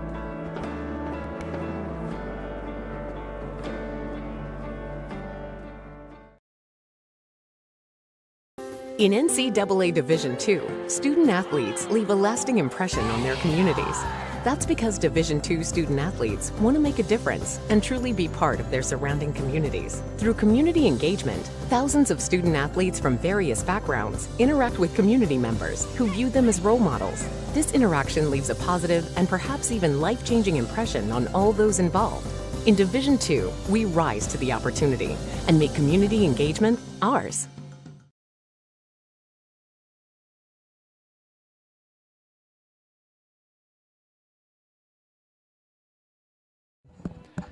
Welcome back to SNU Football Stadium. The Crimson Storm trailing Henderson State 34-0 with 2 minutes to go before halftime. 2nd and 10 from the middle of the field for SNU. 2 wide receivers right, 1 to the left. Rasheed Noel takes a snap, back to pass, has time, looking deep down the near side for Donovan Hill, and he does draw the pass interference, this time on Cam Thomas on the underthrown pass. Goes incomplete, but good job there by Hill drawing the penalty. Yeah, Hill does what every good wide receiver should do on an underthrown ball. He comes back to the ball, and the cornerback just, as he's running past him, just takes him with him. So it's a little bit easier of a call than the one that was missed at the beginning of the second quarter, or the end of the first quarter, but some progress for the Crimson Storm offense, making the Reddies defense have to defend you, have to make a decision. So first down, about to cross halfway, or the midfield line here.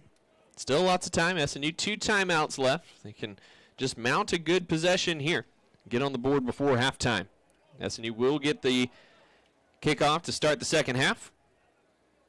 That penalty gives SNU officially their first down of the game. High pass, Hill nearly went up and came down with a one-hander, but could not hold on to it. Yeah, that would have been the catch of the year at GAC. Or anywhere. That would have been a freak play. Oh man. I'll be honest, I did not know Hill had that sort of ups in his repertoire, because that thing looked like it was headed for the first row of bleachers over there. 2nd and 10 from the middle of the field, 2 wide either side for Noel and the Crimson Storm. Back to pass. Has time, looking on the outside. That one is incomplete, and Hill is hurt. Cam Thomas with the coverage.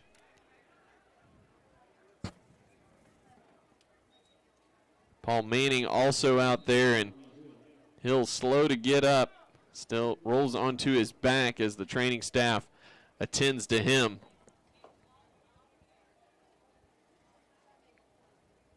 Unfortunate for Hill, a senior out of Lubbock, Texas, who has drawn a lot of praise from his teammates over the past couple years with his leadership, the effort he puts in, and the growth he has shown over these past few years. Able to get to his feet and walk it off. Doesn't seem to be favoring anything in particular. Didn't play last week at Southern Arkansas. Back in the lineup this week. Yeah. A slow stroll to the sideline for Hill, and SNU hopeful he's able to return in the second half. Mm-hmm. Yeah, he's a great player, knows the offense well, blocks really well. Hate to see him go out. Van Taylor, the redshirt sophomore out of Alvord, Texas, out there right now for SNU. 3rd and 10. 3 wide right, 1 left for the Crimson Storm. Blitz coming from the safety. Noel has time. Now he evades the pressure and is finally going to be sacked back at the 44-yard line. He evaded the first pressure, got away from Gary Lewis as well, but couldn't get away from everyone. And Henderson State's going to take their second timeout to try to get more points before the half with 1:28 to go in the opening half.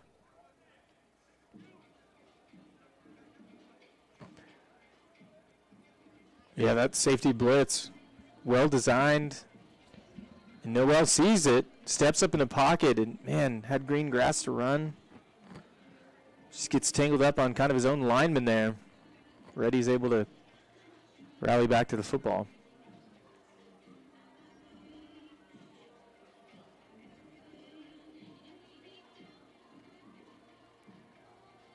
SNU's now run just 23 offensive plays to 43 for Henderson State in the first half.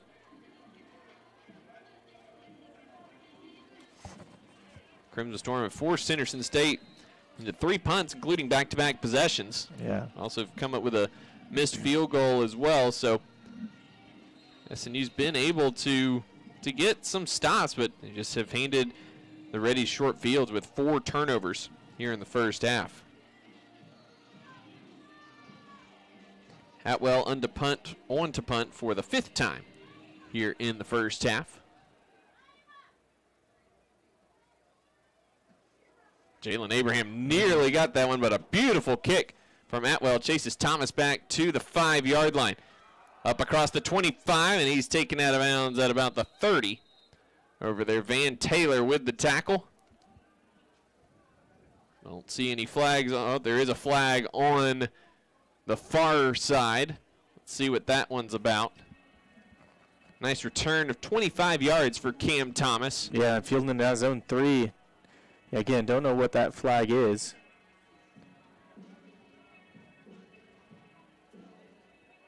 They're bringing it back down there.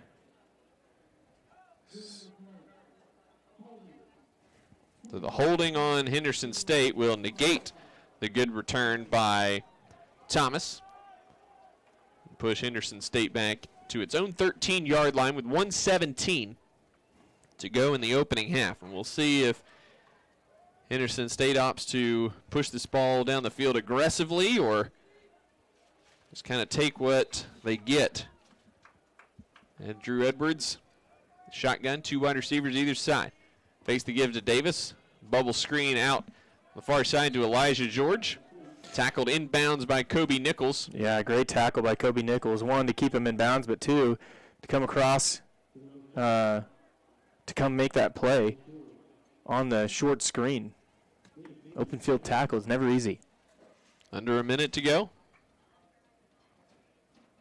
5-yard pickup, 2nd and 5. Give is to Davis, picking his way up the middle, crosses the 20 to the 21. And it looks like Henderson State's content to just let this one kind of peter out. Yeah, it looks like it. Maybe they take a shot here since it's 2nd down. Don't really have anything to lose. Got to stay alert if you're the Crimson Storm defense. They do have to snap one more time. Yes. Be a 3-second difference. So really, for all intents and purposes, this is the last play of the half, so why not take a shot? But looks like they might hand it off. Quick screen out to Williams. Evades one tackler and gets out of bounds up at the 27-yard line. So gain of 6, and that's a first down for the Reddies with 6 seconds on the clock. So we'll have one more. Yeah, they go with the quick screen there. Maybe try to move it up a little bit. They're trying to get, oh, they switched the formation, but not really. Still doubles. Davis still the back. He takes the handoff, trying to find a hole, and is met in the hole once more by Carter Brock, who's had a tremendous half, and that's how the first half is going to end. Whole lot of Reddies in that first half. 34-0. Henderson State with the lead over Southern Nazarene at halftime. Crimson Storm will get the ball to start the third quarter, and we've seen over the years, Landry, SNU certainly not going to just lay down and quit on this one. We'll see plenty of game effort from both sides of the ball the rest of the way, but just a tough half to stomach. Some understandable plays made by Henderson State, but also a lot of self-inflicted things for the Crimson Storm, particularly those 4 turnovers on offense. Yeah, I mean, you have 7 touchdowns here in this first half. One was a touchdown scored by the defense. One was scored the next play after a fumble. One was scored 2 plays after a fumble or an interception. I mean, it's just a recipe to be down by a lot when you have 4 first-half turnovers and in things that are just so correctable. 2 mesh point turnovers. I don't know that I've seen a mesh point turnover in the 6 years that we've been here, Luke, one time. And C2 in the first half. Just out of character for this team. But, yeah, like you said, Luke, they're going to come back fighting in the second half. There's no doubt about that. Henderson State, obviously very good team, picked second or one of the top teams in the conference.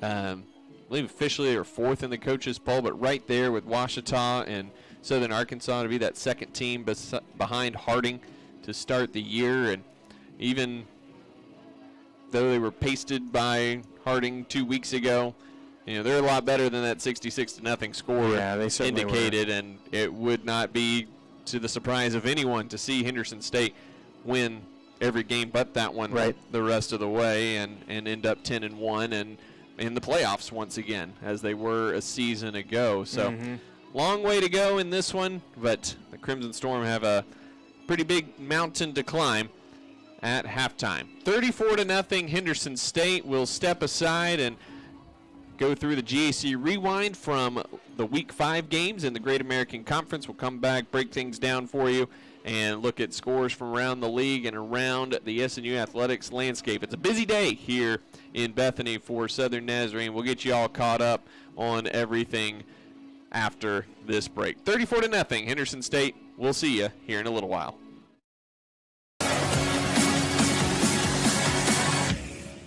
Henderson State had 475 yards of offense and held Oklahoma Baptist to under 200 yards in a 52-7 Ready home victory.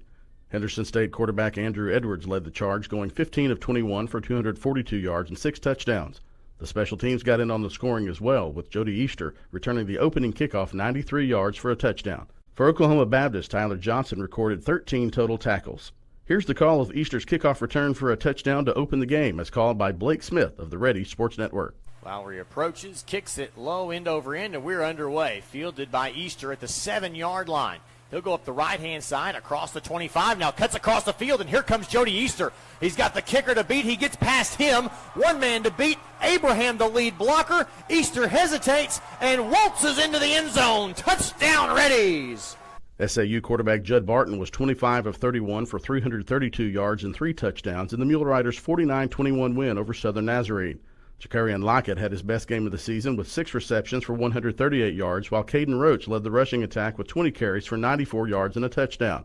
Southern Nazarene quarterback Bryson Evans totaled just under 250 yards of total offense and 3 touchdowns, and defensive back Aaron Randall recorded 11 tackles and 3 tackles for loss for the Crimson Storm. This Jarek Scales touchdown saw the running back become the first Mule Rider in school history to eclipse the 4,000-yard mark. Here's Dan Gregory of the Mule Rider Sports Network on the call of Scales' historic touchdown run. Hand off. They'll go right back to Scales. Spins off of a tackler to the end zone. He goes. Touchdown, Southern Arkansas. And Jarek Scales now with 4,000-plus yards rushing as a Mule Rider. Arkansas Tech running back Luke Gall rushed for 120 yards and 2 touchdowns on 16 carries in the Wonder Boys' 44-21 win over Northwestern.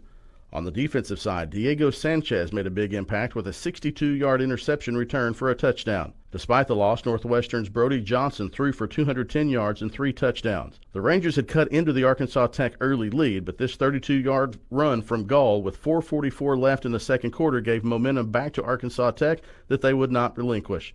Here's that call from Sam Strachner of River Country KCJC. That'll make it 3rd down and 2. Wonder Boys want to go quickly. This could very easily be a direct snap to Gall. He's right beside Everson. It's going to be a handoff to Gall instead. Gall's up the middle. 1st down and more. 25-20, 15-10. They will not catch Luke Gall. Touchdown, Arkansas Tech.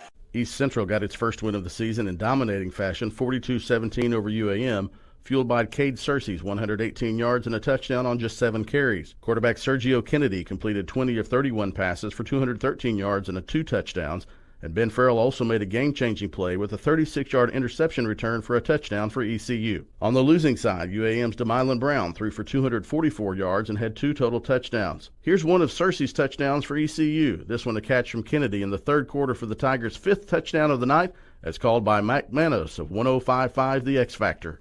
Kennedy with a shotgun snap, looks right, throws it into Searcy. Searcy evades one defender, then another, fakes out the third, touchdown Tigers. Oh my. As we like to say, you need to go back and pick up your jock if you're the defender right there, or your socks or whatever else. Harding continued its strong start to the season, defeating Southwestern Oklahoma State 57-3. Quarterback Cole Keelan had 130 passing yards, 85 rushing yards, and 5 total touchdowns. Braden Jay had another strong performance, recording 143 all-purpose yards and a touchdown.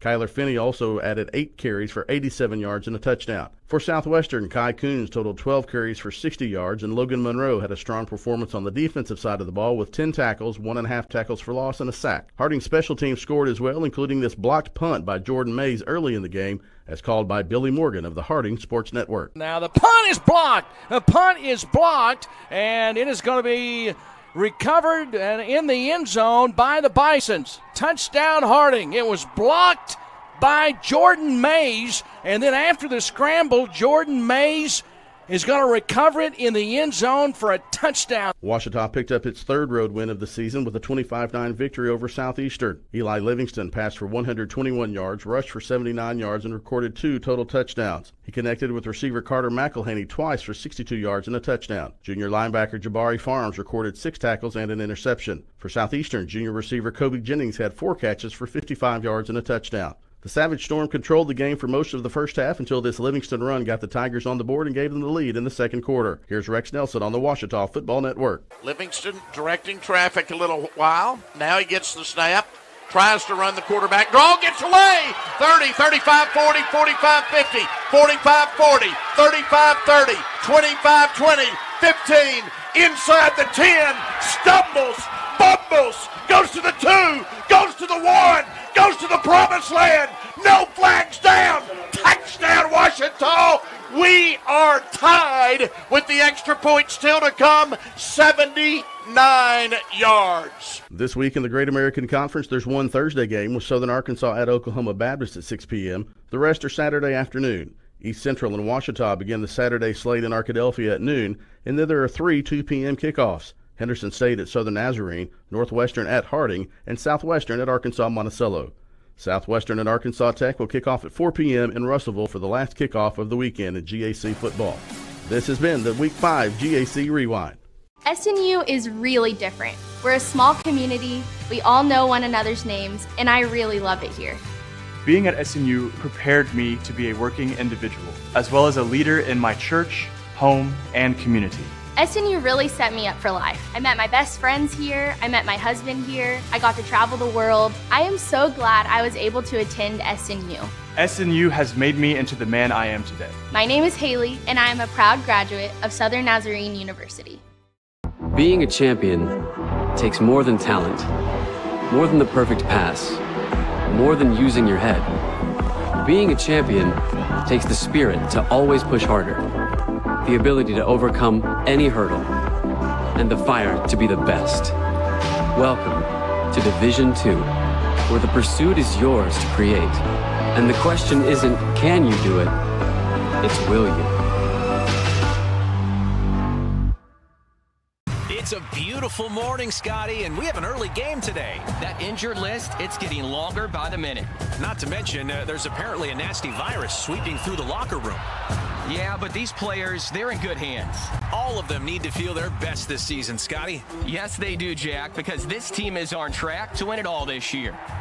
Every day, Mercy's team is ready to take care of yours, bringing you the care you need now. Find out all the ways to access Mercy at mercynow.net. If you're watching our live stream, welcome. My name is Danny Thomason, and I'm the Director of Intercollegiate Athletics here at Southern Nazarene University. We're glad that you're enjoying our live stream. I just want to let you know that we believe that we can impact our student athletes here at Southern Nazarene University in 3 really important ways. First and foremost, always spiritually. We want our student athletes to grow spiritually. Secondly, we want them to grow academically. We want them to walk across that stage and get that degree, which is so important in their success in life. The third way is we want your athletes to be successful in their chosen sport. And we have an incredible staff of coaches and support staff that help them to do that, and a lot of resources. So thank you, and if you want more information about Southern Nazarene University Athletics, go to snuathletics.com, snuathletics.com, and remember, always bolts up. Woo! SNU sets the standard for innovative servant leadership. Students from every discipline are exposed to leadership opportunities where they can thrive. In more than 45 majors, students experience true integration of faith and learning, rising to be leaders in their field. SNU is the place for educators to take the next step and earn a master's or doctorate in education and leadership, with over 400 ed leadership graduates serving across Oklahoma. If you're starting as a freshman or earning a master's or doctorate, SNU is the place for you.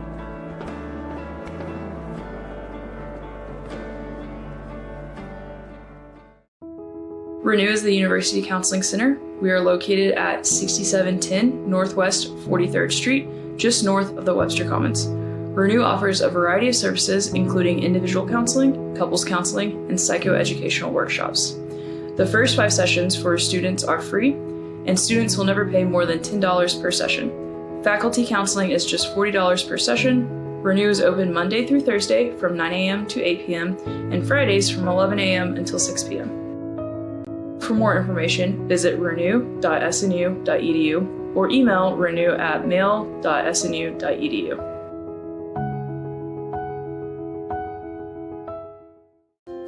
In NCAA Division II, student athletes leave a lasting impression on their communities. That's because Division II student athletes want to make a difference and truly be part of their surrounding communities. Through community engagement, thousands of student athletes from various backgrounds interact with community members who view them as role models. This interaction leaves a positive and perhaps even life-changing impression on all those involved. In Division II, we rise to the opportunity and make community engagement ours.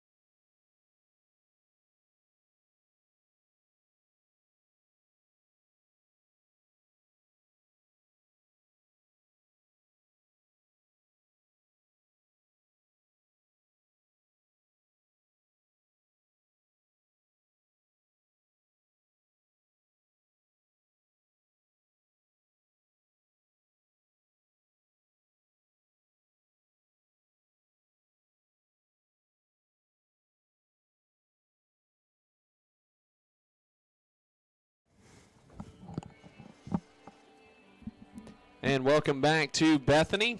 Halftime here between Southern Nazarene and Henderson State, with the Reddies firmly in control, up 34-0. Luke McConnell and Landry Franks with you on a hot Saturday afternoon in Bethany. And Landry, just not a lot going right for the Crimson Storm this afternoon. Let's start with the offense. 4 turnovers in the first half. Have not been able to move the ball at all here in the opening 30 minutes, and it's just been tough all the way around. Yeah, it's been a difficult first half offensively, and you need to get something going, whether it's a touchdown or not. Just moving the ball consistently, getting some first downs, giving yourself some confidence too. That seemed to really lack. But then also, helping your defense out, who really has, despite the score, has played really well. So offense is going to help defense in this game, and it's got to start on the first drive as they get the ball. Officially, SNU just 2 yards of offense on 22 plays, 1 of 8 through the air with 2 interceptions. They had 2 fumbles as well in the first half. One was a scoop and score for Cottrell Wallace. The other one set up Henderson State with a short field, and the Reddies cashed it in with a 14-yard Andrew Edwards touchdown run. 2 yards through the air for SNU, none on the ground. Henderson State, 31 carries, 145 yards on the ground, 4.7 yards per carry. Andrew Edwards, 8 of 16 through the air. He's a little less efficient than normal, but 102 yards and 2 touchdowns. He was sacked once in the first half. Jeremiah Davis has been the man today, 16 carries, 86 yards, and a score. Edwards 29 yards on 8 carries and a score on the ground. 5 carries, 18 yards for Dylan Jones. Carlos Cepeda leading the way for SNU with 4 carries for 7 yards. He also has the lone reception for SNU for 2 yards. Caden Davis, 2 catches, 36 yards and a touchdown. Elijah George, 2 catches, 29 yards and a touchdown for Henderson State.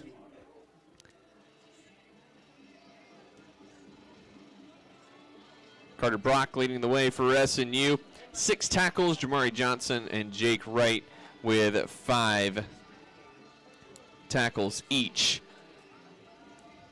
for the Crimson Storm. And look at that, it was Nick Blanchard who came up with the lone sack in the first half for the Crimson Storm. Paul Manning and Cam Thomas each with interceptions for Henderson State as well. Looking at scores from around the league, 40-0, Ouachita Baptist defeats East Central today. Third quarter, actually halftime score, 7-0 Southeastern over Arkansas Monticello. Third quarter score, 35-0 Harding leading Northwestern Oklahoma State. Kind of wonder how much Harding is taking its foot off the gas in that one. Coming up at 4 o'clock, it'll be Arkansas Tech and Southwestern Oklahoma State. And Thursday night, 65-10, it was Southern Arkansas over Oklahoma Baptist. Busy day around campus for Southern Nazarene. Second half action over at West Harmon Field. 1-1 Southern Nazarene and Ouachita Baptist women's soccer. SNU dropped a 3-2 decision in volleyball to Ouachita yesterday as well. Tonight, massive matchup in the GAC MIAA men's soccer side. SNU hosting Rogers State. SNU 4-1 in conference play. Rogers State 4-0, winners of 4 consecutive games. So that should be an absolute dandy. Encourage you to tune in for that here on the SNU Athletics YouTube channel at 7 o'clock for the Crimson Storm and the Hillcats. Landry, as SNU gets set for the second half, trailing 34-0. What do we need to see? Yeah, Luke, you don't want to make it too complicated. You can't come back from a 34-0 deficit in a blink of an eye. Just need consistency. Just need to play, to move the ball down the field some. SNU will get the ball to start the second half. Trailing this one 34-0. Landry defense has been a bit of a rough day defensively for SNU. Certainly on the scoreboard, but as far as the play-to-play difficulties, it hasn't been all terrible for SNU. They've had some good coverage down the field at times. They've forced 3 punts, got a sack earlier, and forced a missed field goal as well. So the defense has done well, and certainly it has had its struggles, especially on the ground in the first half, something that we haven't seen as much this year. You know, the one thing I will say to that, Luke, is the last 3 drives, the ones where they forced them to punt, they did really well against the run. So the defense is playing well. Giving up 14 points to a really potent offense like this is no easy task. High and over end kick, and Chromo Collins catches that in the end zone for the touchback. So 1st and 10 for the Crimson Storm at their own 25-yard line. And it looks like it's going to be Bryson Evans coming out at quarterback first for SNU here in the second half. Yeah, and Evans has gotten the primary line share of the plays today. I think Noel's had 3 drives, maybe 4. And if you're Coach Dustin Hayda, who said, you know, he's frustrated that they're not far. He thought they'd be farther along at this point, but some of that has been, you know, the first couple weeks, nobody really seized things, and then once Noel kind of did there at the end of the Northwestern game, then turns around and got hurt in the Southwestern game, so kind of offset that. First down, it's Carlos Cepeda off left side and runs into Jordan Owens, but it's a gain of 3 up to the 28-yard line for Carlos Cepeda. Second down and 7. And then, you know, Evans has a nice rest of the game against Southwestern. Yeah. Looked pretty good. He graded out well against Southern Arkansas last week. Just a couple things here and there, but overall, some good things from Bryson Evans. And then here today, it just can't get anything going. Yeah. And in his defense, it's the whole offense. Evans keeps it this time, up the middle, hard run up to the 33-yard line, for he's taken down on the play by Jordan Batts, sophomore out of Memphis. Yeah, and Coach Hayda mentioned to us that that's one thing that he appreciates about Evans is that he is a hard runner, that he's not afraid of contact, that he'll get in there and mix it up. We see that already just in the first 2 plays of this second half. It's a 3rd and a very manageable 2 here for the Crimson Storm. Evans fakes the give to Bird right up the middle, and he is spilled right at the 35-yard line, but he crosses it, and that's going to be a first down. So right out of the locker room, SNU getting the first down, moving the football. Yeah, that's what you like to see, Luke. This is what we expected. You know, I wonder, you know, sometimes you scheme for how a defense is going to play you based on the year before, and I wonder if the Reddies had good adjustments, and some of that you just need some time to talk about it, and coming out of the half, you know, having some time to just calm down a little bit to play your game and go back out there. 2 wide receivers right, 1 left. Here comes Drell Farr in motion. Give is to Braxton Bird, and he is chopped down in the backfield. Aiden Ramirez, redshirt freshman out of Wichita Falls, shot into the backfield. It's a loss of 3 back to the 32-yard line. Yeah, and Coach Hayda, I think talking to Jarrell Farr and to Bryson Evans, looked like Farr might have needed to motion in a little more because he was the lead blocker on that play, and when Evans snapped it, he was behind, unable to get to his guy.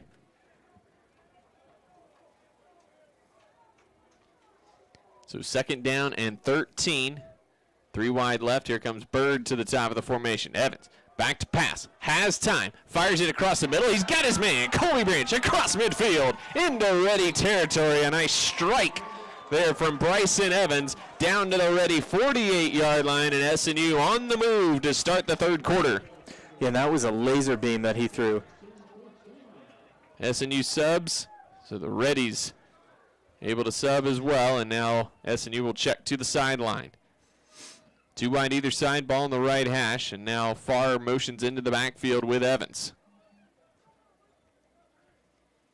Evans takes a snap, quick hitter to Branch, and he's got it down near the 40-yard line. They'll mark him down at the 42. So nice quick hitter for 6 yards, and SNU will take that every time, Landry. Yeah, absolutely, and just kind of getting in a rhythm. This is what lacked in the first half, and they're quickly finding a rhythm. I did want to mention Donovan Hill back in the game for the Storm. Good to see him back out there after that kind of end of half arm injury. 2nd down and 4. Evans fakes the give to Branch, gives it to Zepeda. He's got space, right side, crosses the 40, and he gets down to the 38-yard line. And that's going to be enough for the first down. It is. The line judge on the near side motioning, the head linesman on the far side. And had a completely different spot than the line judge, who was much closer to the play. But it's a first down for SNU as the march continues. 10:40 to go, third quarter. Drive started back at the SNU 25-yard line. The positives already on this drive, Luke. Say those in just a sec after this play. Evans fakes the give to Bird, and Gary Lewis came shooting in from his outside linebacker position and takes down Evans for a loss of 3 back to the 41-yard line. If he gets picked up, Bryson Evans might be running into the end zone right now. I mean, that's the right play call. You got a guard that's going to pull and pick up that blitzing linebacker. And when he comes down, you think you have all this green grass in front of you, but he just makes a play. 15 on the play clock. Yes, need a little personnel confusion. We got it straightened out. Evans takes a snap, fakes the give to Dalen Smith. Option look, got inside, and he's off to the races. 25-20, 15-10, 5 touchdown. And Bryson Evans into the end zone. 41 yards for the junior from Wichita, Kansas, and SNU on the board with a tremendous opening drive to the second half. Yeah, and that's what you're looking for. There's an offense in rhythm. There's the offense we've seen the last 2 games, and Bryson Evans gives him just one little fake on the speed option and then goes the distance.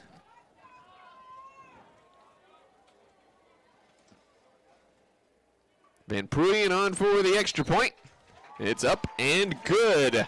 So with 9:45 to go in the third quarter, SNU now trails 34-7. We'll take a timeout and be back with more. This is SNU football.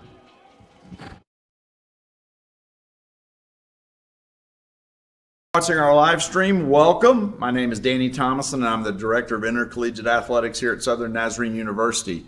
We're glad that you're enjoying our live stream. I just want to let you know that we believe that we can impact our student athletes here at Southern Nazarene University in 3 really important ways. First and foremost, always spiritually. We want our student athletes to grow spiritually.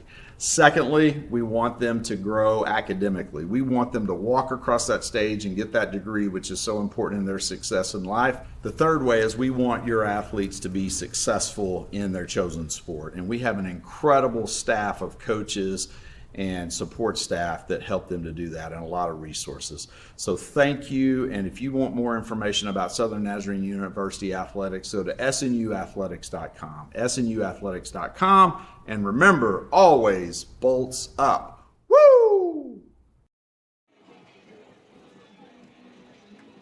9 plays, 75 yards for the Crimson Storm on the opening drive of the third quarter as SNU takes it down for their first touchdown of the game. 5 minutes and 15 seconds off the clock, and Landry, that was pretty. Yeah, that's the key right there. 5 minutes, 15 seconds off the clock. That's a good drive. And you think the first 3 possessions in the first half took 33 seconds. High end over end kick. It's fumbled and muffed by Abraham. It's still loose. It's still loose, and the Reddies fall on it inside the 20-yard line. Luke, we almost just saw a 14-point swing in 5 minutes and 20 seconds. That ball hit a Crimson Storm defender in the chest, hit his face mask, and launched back into the hands of the Reddies. keep the momentum going, though. It's certainly in favor of the Crimson Storm. The Reddies look asleep a little bit on defense and on special teams. Let's see if the Storm can take advantage here. So Henderson State comes out 1st and 10 at their own 18-yard line.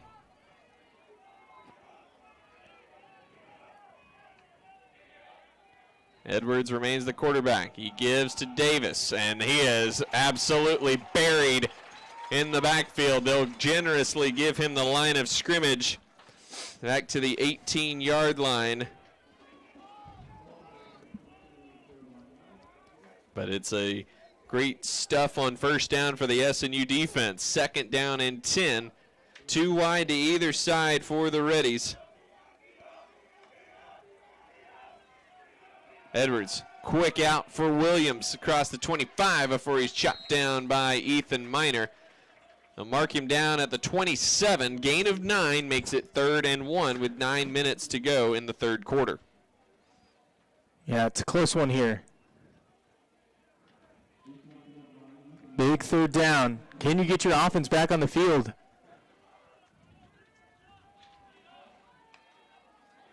Two wide right, 1 left. Give us to Davis. Up the middle. Don't know if he got it. The official running in is going to give him just enough. Think on that past first. the 28 for the first down. That first surge, he seemed to just get past that front wall of defensive down linemen. But, man, the Crimson Storm defense against the run has been really, really effective.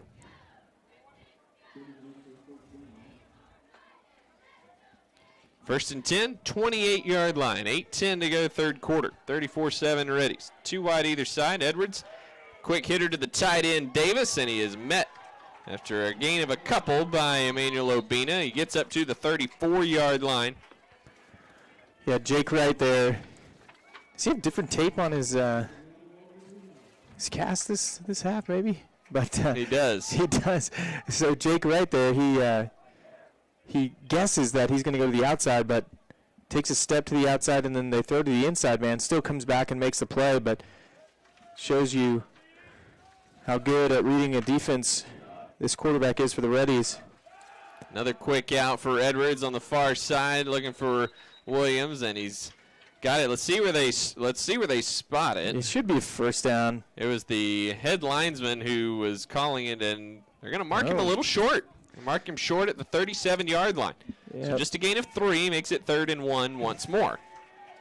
Looked like first down to me, but tough for the line judge out there or head linesman to get out of the way, blow yes. the whistle, keep the clock running, and scoot back. Yeah, we'll take it though.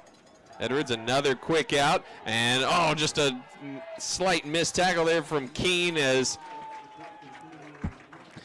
Simeon Jackson able to spin away and just got enough for the first down. And that's 2 straight that Henderson State has gotten exactly 10 yards to move the sticks, and we're already down to 6:35 to go 3rd quarter. Yeah, man, it was right there. First catch of the day for the GAC receptions leader, Simeon Jackson, came in leading the league with 30 receptions this year. Here's Edwards. Quick screen out for Jeremiah Davis off his left hand and incomplete. 2nd and 10.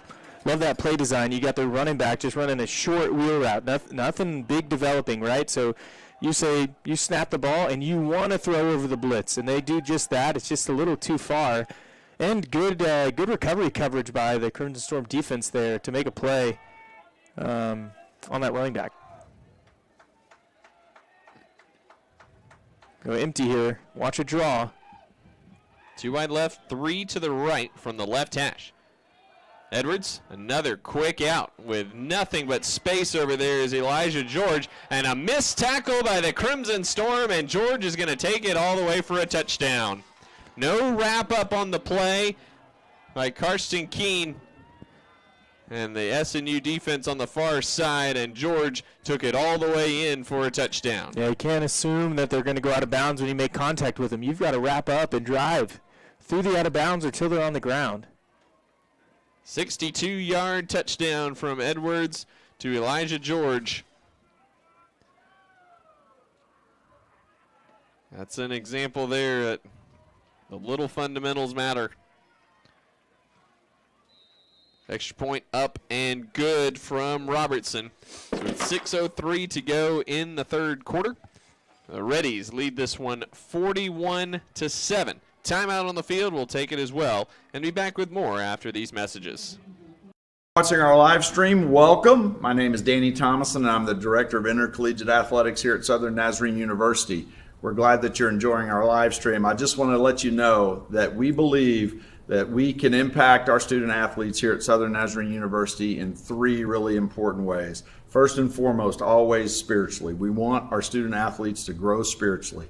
Secondly, we want them to grow academically. We want them to walk across that stage and get that degree, which is so important in their success in life. The third way is we want your athletes to be successful in their chosen sport. And we have an incredible staff of coaches and support staff that help them to do that, and a lot of resources. So thank you, and if you want more information about Southern Nazarene University Athletics, go to snuathletics.com, snuathletics.com, and remember, always bolts up. Woo!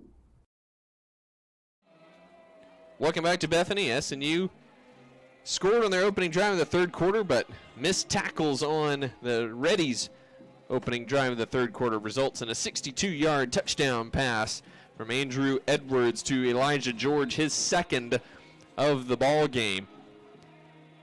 And it's 41-7 Henderson State. Crimson Storm getting the ball back here with 6:03 to go in the third period. High and over end kick from Colby King sends that into the end zone, and SNU will start at their own 25-yard line. Yeah, you want to see more progress here.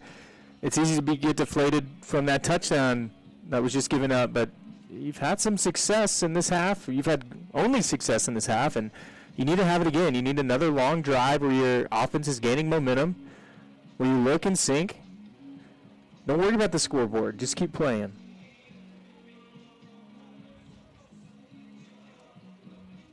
Evans remains in at quarterback after the 41-yard touchdown run on his last carry.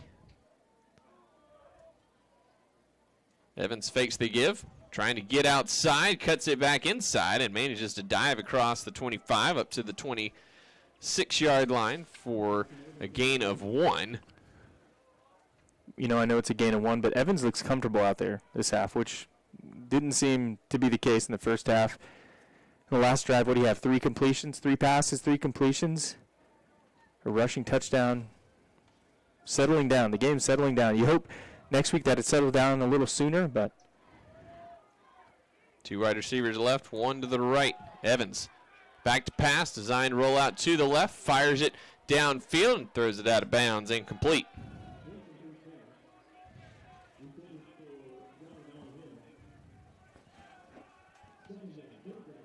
Makes it 3rd down and 8 from the 27-yard line.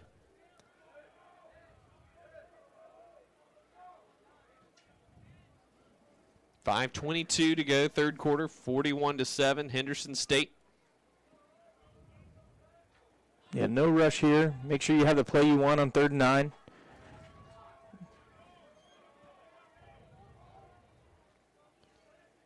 Evans takes a snap, back to pass, has time, over the middle, and that slipped out of his hand, came off very awkwardly as a duck and sailed over the head of Donovan Hill, incomplete.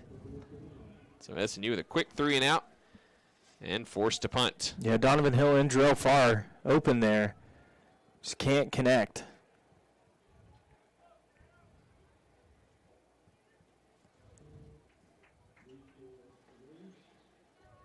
Atwell on to punt for the Crimson Storm.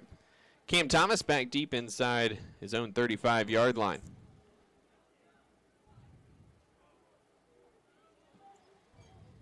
Atwell sends that high. It's hung up a little bit in the breeze. Hits at the Henderson State 48 and is downed by Colton Morris at the SNU 49-yard line. So that's where Henderson State will take over 1st and 10. Looks like Edwards remains the quarterback here for the Reddies.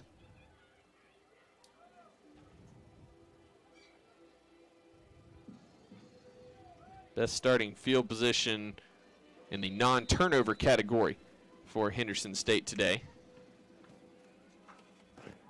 2 wide receivers right, 2 left. Davis remains the back to the right of Edwards.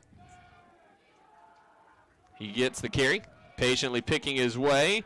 A couple missed tackles there, and he's able to spin forward up to the 47-yard line for a gain of 2 for the Reddies.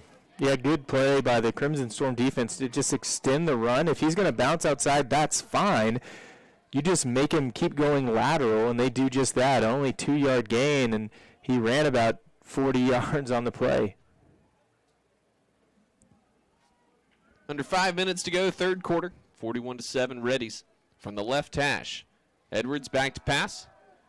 Another short pass, nearly intercepted by Colton Morris as that deflected off the hands of the wide receiver, Bryson Corbin.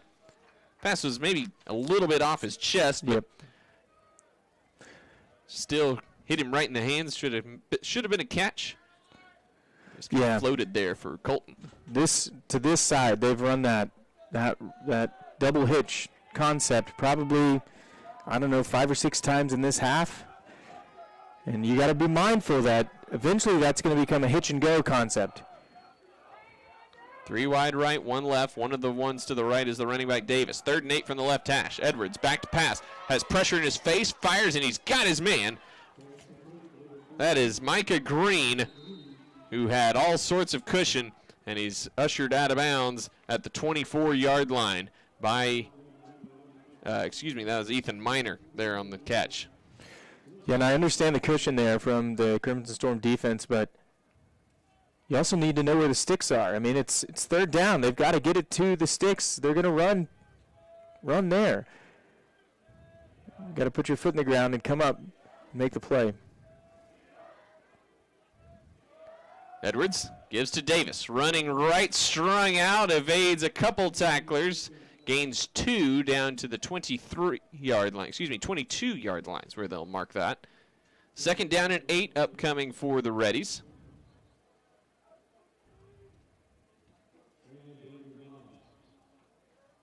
And again, if they're gonna stretch it, you let them stretch it. It just shows that the interior defensive line is doing their job when an inside run keeps bouncing to the outside. 3 wide left.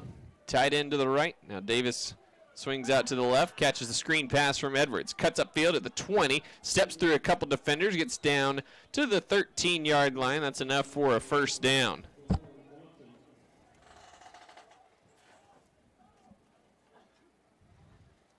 So the Reddies continue to march down the field. This drive started at the S&U 49-yard line.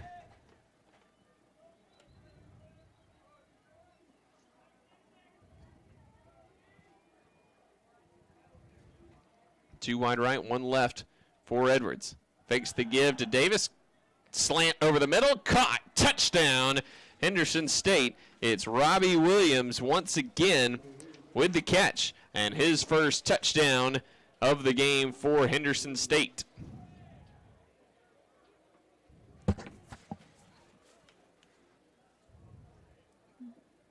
Yeah, I mean, you can just you can feel the disappointment on some of the players right now. I mean, this is not what they anticipated coming in today against a good team, but a team that they felt like they really could compete against. Extra point up and good from Robertson. The Reddies have just had their way today. So 2:43 to go, third quarter. It's now 48-7 in favor of Henderson State.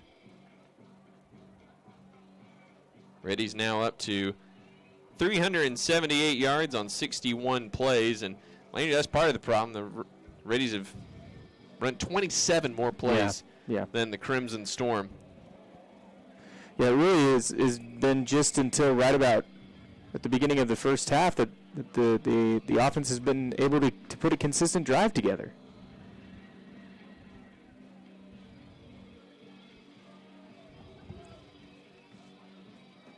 Still a quarter to go, and SNU just needing to put some things together. Yes. For nothing else than just build that confidence. There's a lot of young guys learning on the fly here on this roster. That's right. Yeah, and you know it's hard to not just focus on today because the game that you're playing is right now.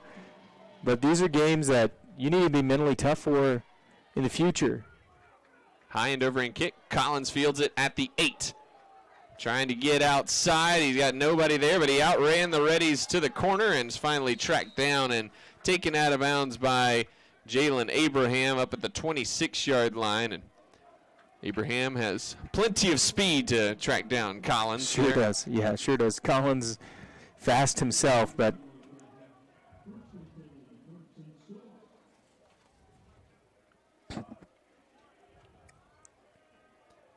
so Rashid Noel coming out at quarterback.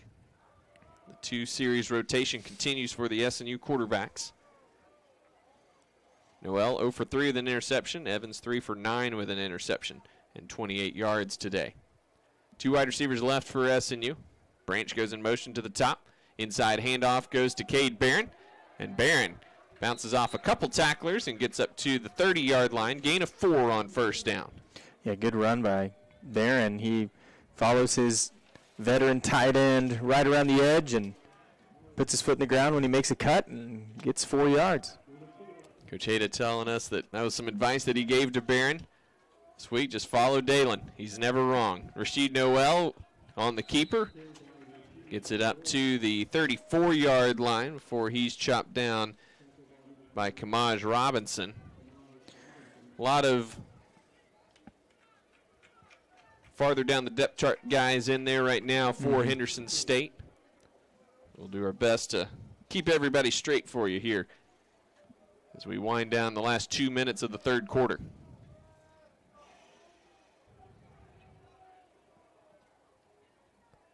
Third and 2 from the 34-yard line.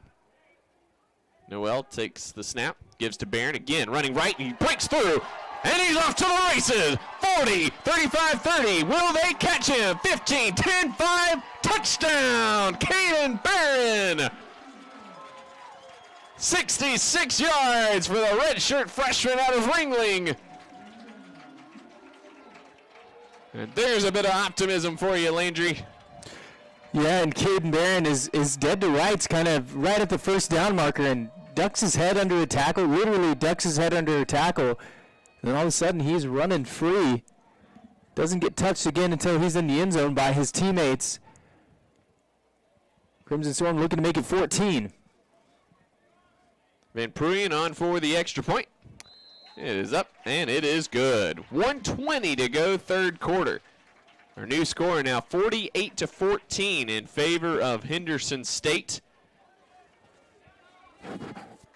And again, Landry Caden Barron, a guy who we've been hearing about for a little bit. Yeah. And, you know, that's kind of rare for Coach Hayda to really prop up one guy in particular, but he's a guy who he pointedly mentioned to us last year about how good he was going to be. Yeah. And he has started to really bear fruit here over the last couple weeks. Yeah, just to give you some context, at the beginning of the season this year, I said, who are you looking at wide receiver that's really good? And he listed about 7 wide receivers that he was hopeful would have a good season.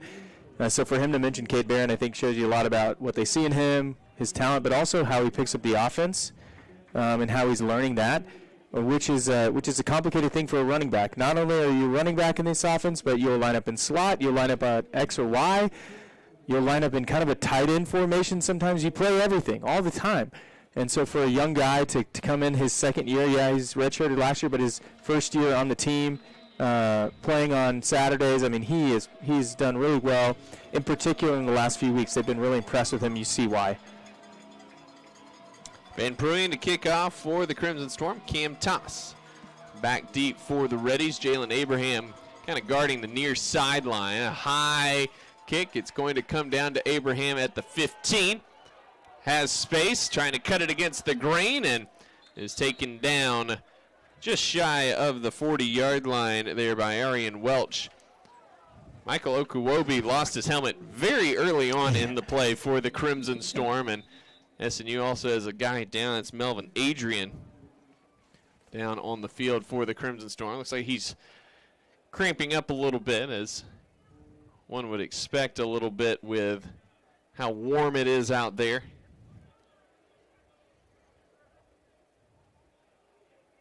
So 1:13 to go, third quarter, as training staff stretches out Adrian and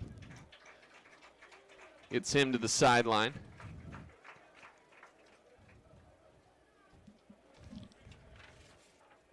Starting offense remains out there for Henderson State.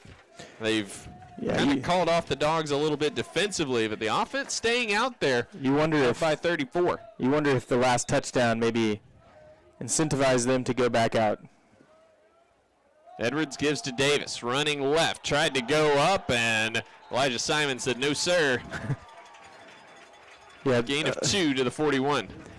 Elijah Simon's got maybe 3 or 4 inches on the running back there. Interesting choice in the middle of the field to try to leap.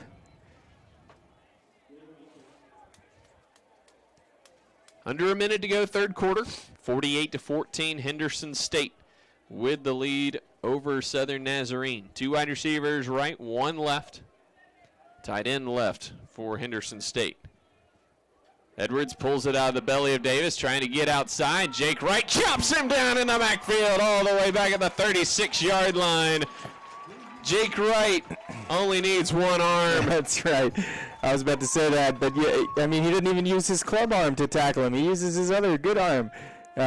Just comes off his block, gets a little bit of a shoe, but it's just enough to get the sack. Guess he was intentionally running, so maybe not a sack, but tackle for loss at least. Henderson State's going to let the last few seconds of the third quarter elapse with Andrew Edwards looking not great, hobbling a little bit over to the sidelines. But we're through 3 quarters here in Bethany. 48-14, Henderson State with the lead over Southern Nazarene. We'll take a timeout. Come back with the final stanza after these messages. This is SNU Football.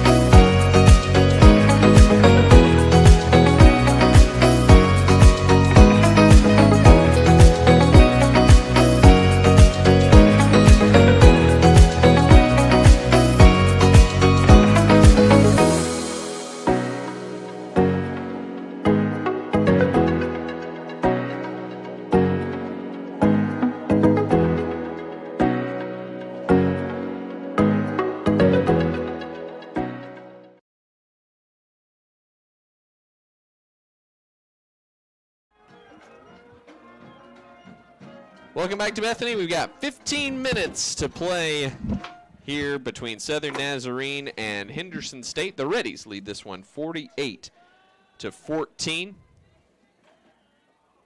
Reddies facing a 3rd down and 13 from their own 36-yard line. SNU looking to get the stop and get off the field.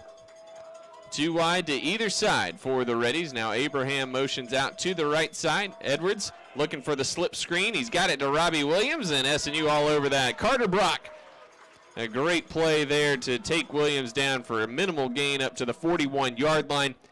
And the Reddies will be forced to punt for the 4th time this afternoon. No surprise, Carter Brock, veteran on this Crimson Storm defense, man, he plays hard every play. You can't ask for more from him. I mean, even when some of this game it looked like a little lethargic from the Crimson Storm defense, Brock has played well. He's had some big hits in this game too. And Brock, a junior out of Louisville, Texas. You know, he's one of those guys where you look and you see the production and think, man, he might be a transfer guy at some point. But we'll get to that here a little bit as that punt bounds all the way inside the 20. Man, every punt that the Reddies have had is living right. Yes. But many have bounced well before the 20-yard line. But anyway, going back to Carter Brock, you know, he's a guy you in today's era, especially at smaller schools, you see a guy who stands out. You're like, well, it's a matter of time before they leave. And, truth be told, he told us at Media Days earlier this year that was his mindset coming in. Come in, do his time, and head out to greener pastures. But he's like, that's not my mindset anymore. I'm sticking around. I'm not going anywhere. I love it here. I've learned to love it here. And, he's got a lot of leadership on campus. He's one of the heads of campus rec on campus. He's very involved, and he does so much. And I think it's a great testament that not everybody is out there looking for greener pastures, and there's not always greener pastures out there. That's right, and or maybe it's your greener pastures are maybe not what you think they are. And SNU is a small school, and it's in the middle of a small town. It's surrounded by Oklahoma City, but it's a school where you can really grow. It's a school where you get a good education, but also you can be stretched as a person in a good way, and Brock is certainly an example of that. Rashid Noel back out there at quarterback for SNU, trailing 48-14. 14 minutes to play. Crimson Storm, 2 touchdowns on 3 possessions here in the third quarter, in the second half, rather. Noel takes a snap, follows blockers to the right side across the 15 up to the 19-yard line. So nice pickup of 6 on first down up to the 20. That's where they'll mark it. A good start to this drive. And SNU, some personnel changes for Henderson State, certainly not to be overlooked, but things have just looked a lot more fluid here in the second half. Yeah, they just look more like themselves, more comfortable. I think that's the main thing I've noticed is they don't seem so nervous. There's the give outside. Colby Branch cuts it up inside and gets it all the way up to the 29-yard line. A gain of 9. It's a first down for SNU, and looked like he had a little alley there if he had just followed Caden Barron around the corner to the sideline, but 9 yards, nothing to give back. That's absolutely right. Yeah, I think you're right. Cade Barron bounces his block to the outside to go pick up the furthest man down the field, and I don't know if there's some confusion there about. Now it looks like we got a false start here on the Crimson Storm. Oh, another snap infraction on center Evan Sullivan. And another one of those younger guys getting some valuable experience here early in his career. Yeah, and those are some of the growing pains. When you come in as a freshman lineman for this offense, those things are going to happen. You want less and less of them each game. Noel takes a snap, fakes the give to Bird. Now Noel straight up the middle. A lot of good running there as he crosses the 30 up to the 31-yard line. It's a gain of 7 to make it second down and 8 for the Crimson Storm. They actually give him the 32, so make it second and 7 there for Noel. Noel with 13 yards on the ground on 6 attempts this afternoon. SNU up to 148 now as a team. Noel gives it to Bird, trying to get outside. Can he beat the man to the corner? He does, and he scoots out of bounds up around the 35-yard line. They'll mark him out at the 34. So just a gain of 2 makes it third down and 5 from the 34-yard line. SNU going with a heavy set here. Two tight ends. Branch, Barron, and Van Taylor out there for the Crimson Storm here on 3rd and 5. 11:25 to play, 48-14 Reddies. Henderson State led 34-0 at halftime, courtesy of 4 turnovers in the first half. Noel back to pass, trying to get it to Branch on the screen, but fell incomplete with pressure in his face from Ramirez. So Crimson Storm will be forced to punt on 4th and 5. Yeah, it was there. The pressure did come, and he had to get rid of it quick, but I think kind of falling back, he loses some of his form and just doesn't have enough juice on it to get it to really either two of those open wide receivers for the Storm. Looked like Jake Wright had a wasp in his helmet or something down there on the sideline. It was quite the spectator show there for the defense for a minute. When it's warm here in Bethany, wasps are a thing. Atwell gets off a great kick, takes a sideways hop at the 17 and rolls dead at the 14-yard line. Atwell went down. Yeah, Atwell, great kick, great actor. He's pleading his case to the head official down there who tells him, please go back to your sideline. So great kick from Atwell, pins the Reddies back at their own 15-yard line. Really was. He's kicked really well today. I mean, he hasn't had always the longest punts. I think a few of them were shorter than probably his average, but his hang time today has been excellent. We don't have the cool NFL metric that calculates that hang time, but if we did, they'd be good.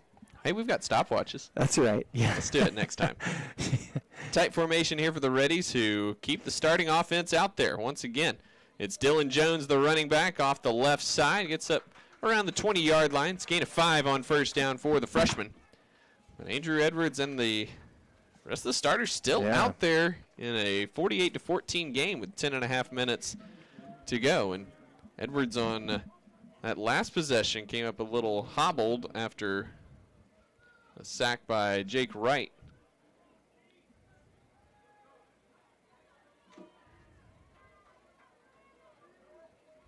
Three wide receivers right. Well, just inside the left hash here for the Reddies.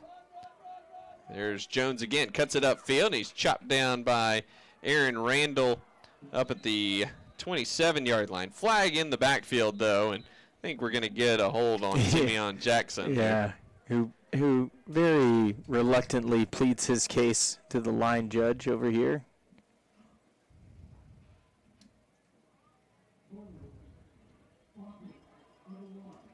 That is the case. It'll be a 10-yard penalty from the spot, so back it up to the 11-yard line.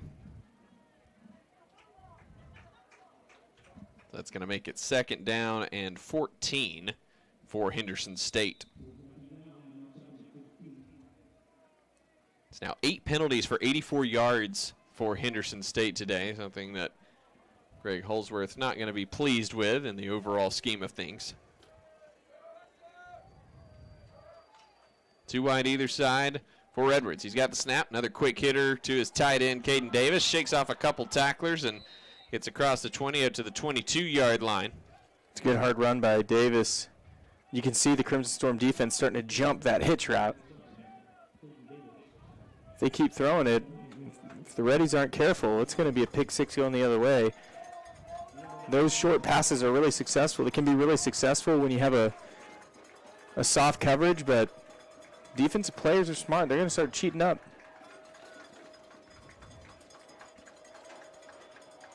3rd down and 4. Edwards, screen pass out to Abraham. Just scooped it off his shoe tops, but he's wrangled up and tackled. Guess who? Carter Brock once again on the play. Takes him down for no gain, and the Reddies will punt with 9 minutes and counting to go. Looked like it might have skipped off the ground into his hands there. It was about as close as it could be to hitting the ground.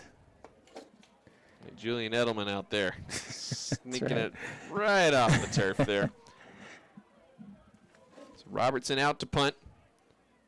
Desmond Williams standing at his own 36-yard line. This is like the 4th punt setup we've seen from the Reddies today. Low spiraling kick. Clambers forward and goes out of bounds at the SNU 34-yard line. A nice kick there from Robertson. Didn't get very high, but it hung up there for a while.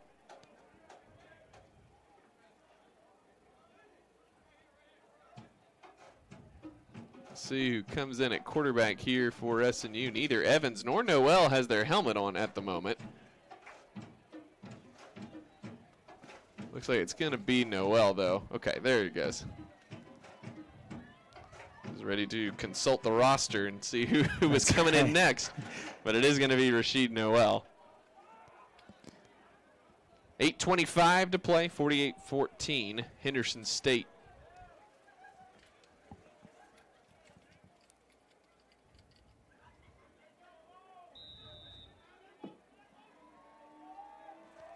Barron and Dalen Smith in the backfield with Noel, who motions Branch to the near side. Gives it to Branch, running left. Trying to get outside. He's upended at the 40-yard line. That was Jabril and Kavaya Reese in on the tackle. Gain of 6, though, up to the 40-yard line on first down. 2nd and 4.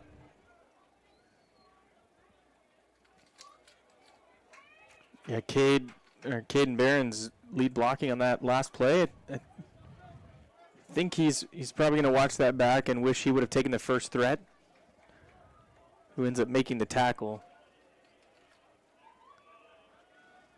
Noel takes a snap, gives to Barron. Barron held up against a couple tacklers, gains 2 up to the 42-yard line, making a manageable 3rd and 2 situation for the Crimson Storm. 7.5 minutes to go. 2 wide either side for the Crimson Storm, and got an injured Reddy over on the far side. Coach Haight is frustrated about something.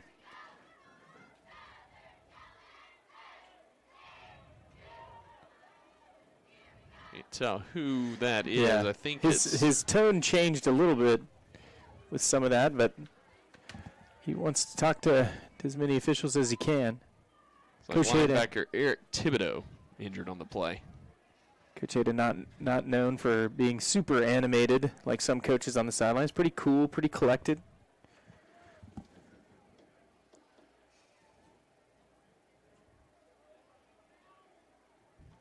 It's a free timeout of sorts for SNU to get a good call in for this 3rd and 2.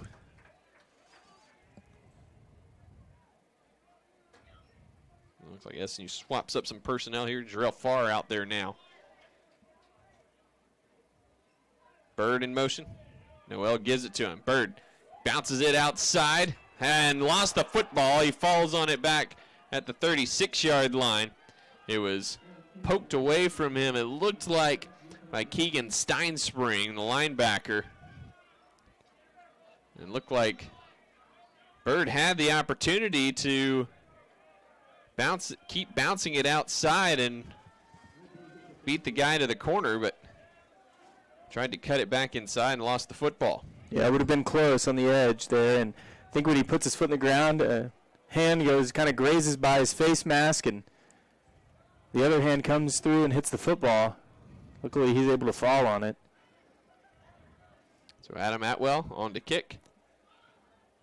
The high end-over-end kick. Cam Thomas muffs it, and it clambers inside the 20, and he fell on it back at the 9-yard line. Yeah, and the way he kicked that, he pointed the nose of the football really almost right at his foot.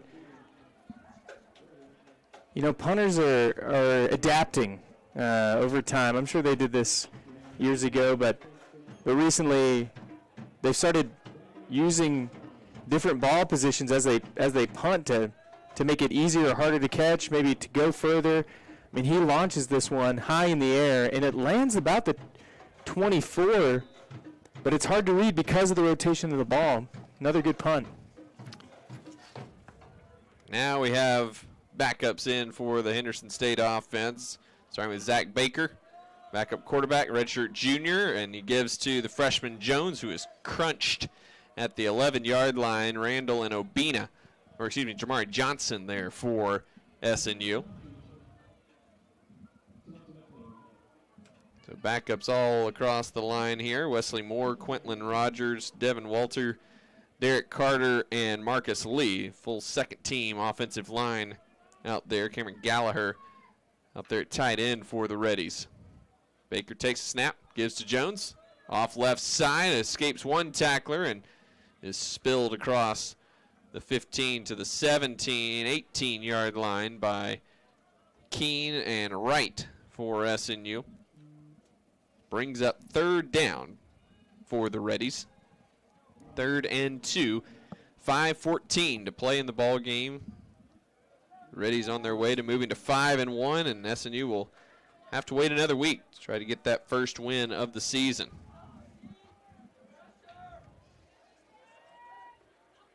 Baker gives to Abraham, cuts it upfield, escapes a couple tacklers, and SNU ripping at the football, can't get it away, and Abraham's taken down at the 25-yard line. That's enough for the first down for Henderson State.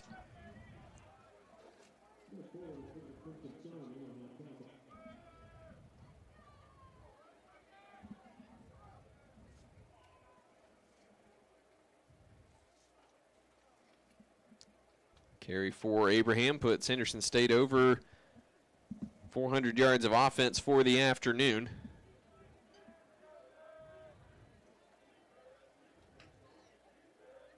Buddy in tight here.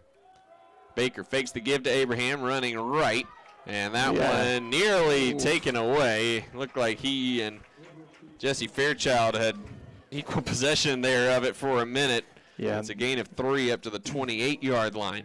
2nd and 7. It's about as close to a fumble as you can have without actually fumbling. Just the keep right there. They've been handing the ball off. Quarterback keeps it, gets a few yards, and nearly gives the ball away. 2 wide left, 1 right for the Reddies. Ball on the right hash. Baker fakes the give and fires it upfield to Micah Green. And he gets out to the 45-yard line for another Reddy first down. 3:23 to go. Substitutions here for the Crimson Storm. Number 90, Jeremy Alcorn, in for the first time today.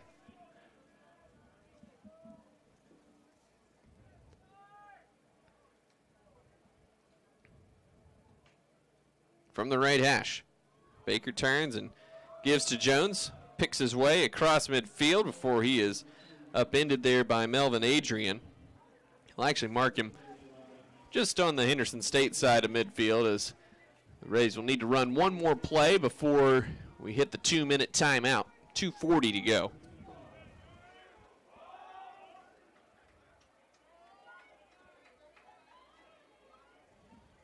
All right at the middle of the middle on this SNU football field.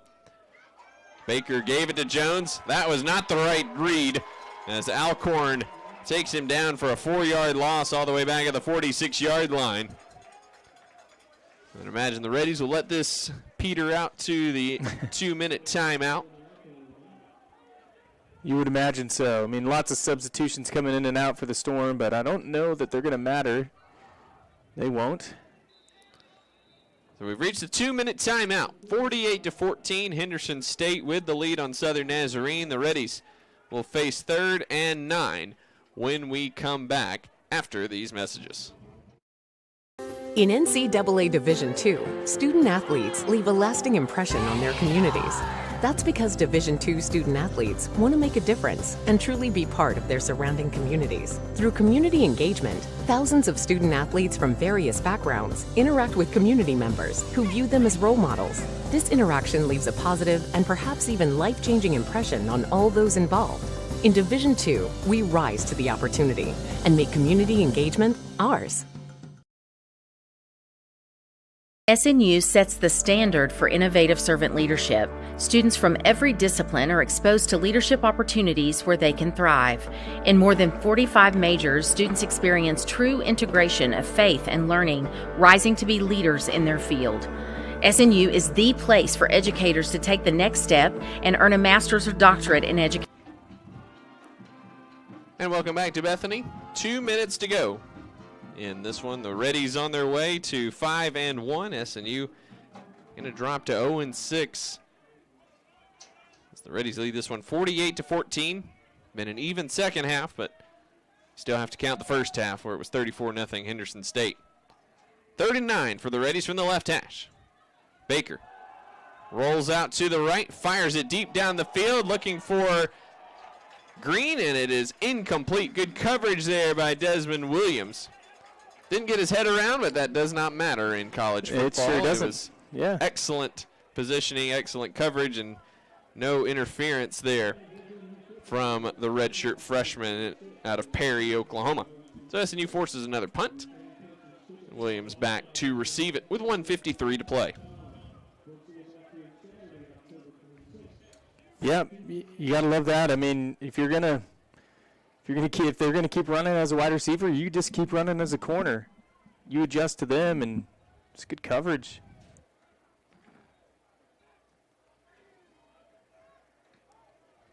Robertson sends this one deep.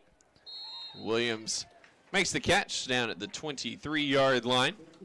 That's where it'll be 1st and 10 for the Crimson Storm offense for one final time this afternoon. SNU on the road next week. They're taking on Southeastern. The Savage Storm leading 21-0 down at Monticello. 4 minutes to go in that one. So Southeastern will come into that game 3-3. 62-0 Harding, the final over Northwestern Oklahoma State.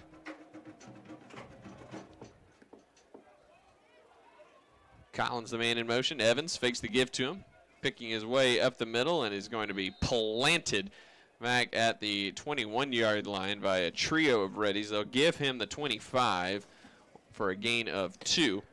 You know, when you're down like this and you start playing twos, we talked about it before.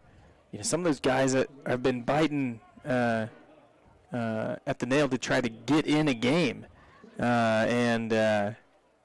so even though you're like, okay, we're playing their twos, they might be more geared up and ready to go than some of their ones were the series before. Evans fakes the gives to Collins, back to pass, looking down the middle of the field, and it's caught up in midfield by Braxton Bird into Henderson State territory at the 46-yard line. A great throw, great catch by Bird with a minute to play. And SNU moving quickly down the field. Evans back to pass, has time, steps up to the right, fires it over the middle looking for Dalen Smith, but pass was underthrown. It's incomplete. 54 seconds to play. We alternate home and away the rest of the way this year, starting with last week's trip to Southern Arkansas. And you back at home in 2 weeks. They take on East Central on the 26th. That's another 2 o'clock kick. And then on November 9th, season finale, homecoming week, senior day, all the festivities as they host Arkansas Monticello on November 9th. Again, that'll be a 2 o'clock kick as well. Here at 2nd and 10, Evans back to pass, has time, checks it down across the middle to Karomo Collins, but it's a little behind him, off his hands, and incomplete. 3rd and 10.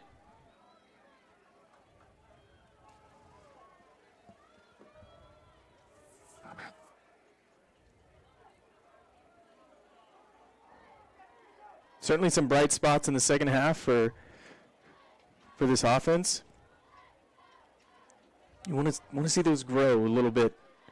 Want to finish off, 50 seconds left here in this game.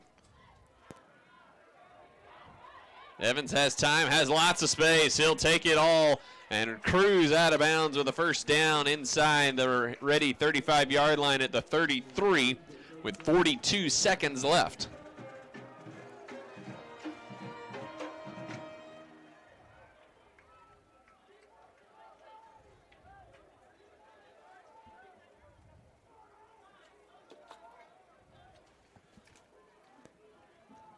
First and 10, Crimson Storm at the ready 33-yard line, 2 wide either side. Evans takes the snap, back to pass. Looking on the deep out, and it's high, it's caught! And cruising into the end zone on the dive is number 89, Evan Rader, with the touchdown for the Crimson Storm. Great throw by Evans and a fantastic catch by Rader Yeah, Rader gets subbed in. Dalen Smith kind of gassed, takes himself out. Rader goes in, and first play runs a corner route for a touchdown. Extra point from Van Pruyen is up and good. With 35 seconds left, SNU with 21 on the board. Henderson State 48-21 lead. It's a really nice throw there by Evans, and a tremendous catch there as well for Rader. Rader did a good job putting his foot in the ground, turning around, and getting upfield.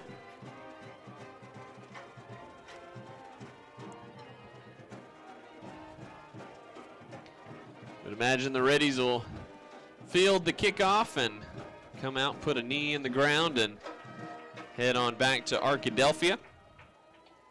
Big week in the GAC next week. The Reddies back home to face Southern Arkansas. Excuse me, they'll be on the road to take on Southern Arkansas. And the big one in the conference next week at Harding, traveling to Ouachita to take on the Tigers, and that should be a dandy. That game always seems to be really good, and certainly it will be next week. Henderson State expecting an onside kick. We'll see what SNU opts to do with 35 seconds left. One of those live game rep opportunities if SNU chooses to do it, or they keep that in the bag. Yeah, pooch kick. Pooch kick, and that's what I would have done too. Cam Thomas with the fair catch fields that with the 35, and that should do it.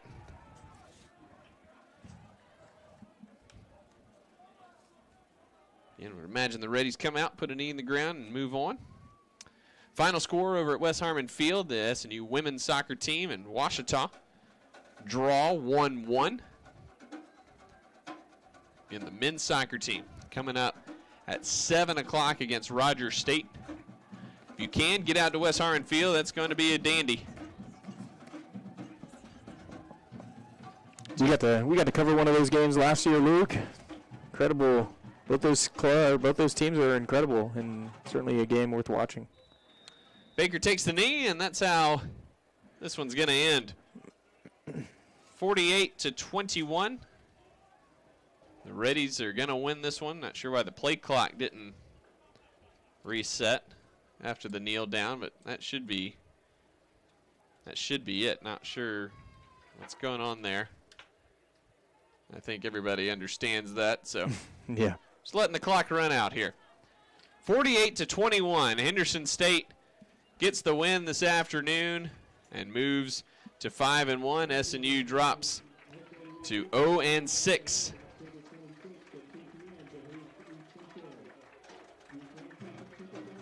With the loss,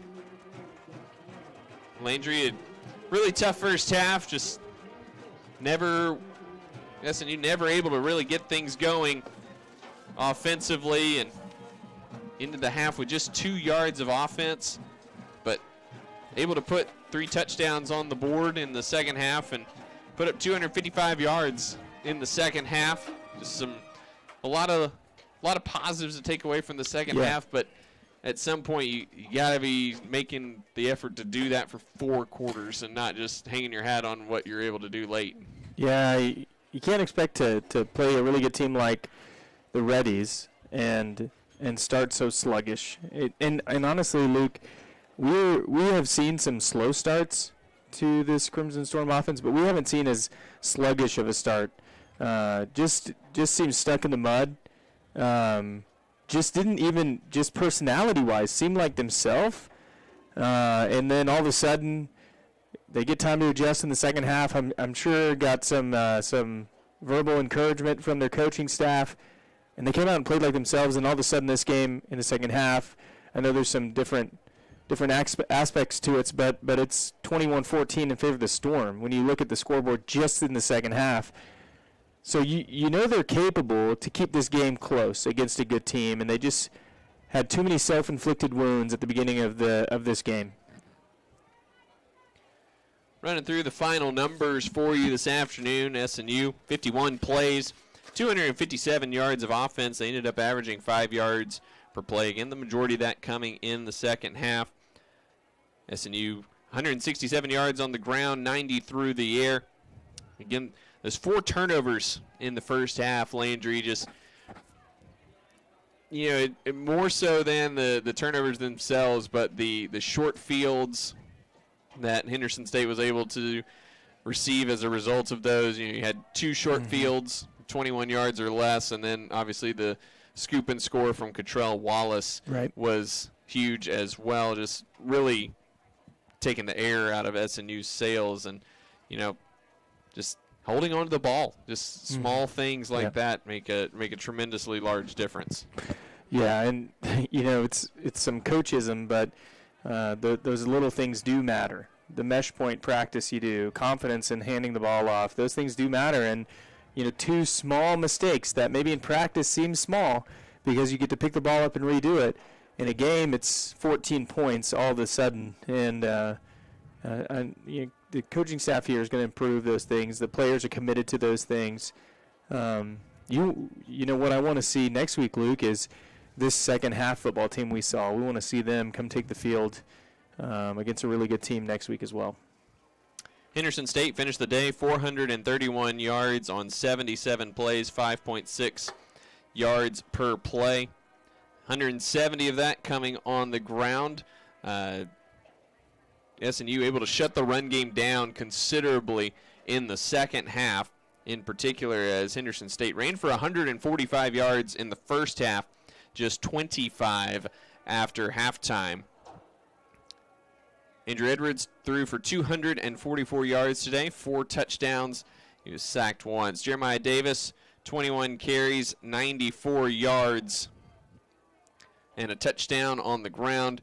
Edwards finished with 23 yards on the ground and a touchdown.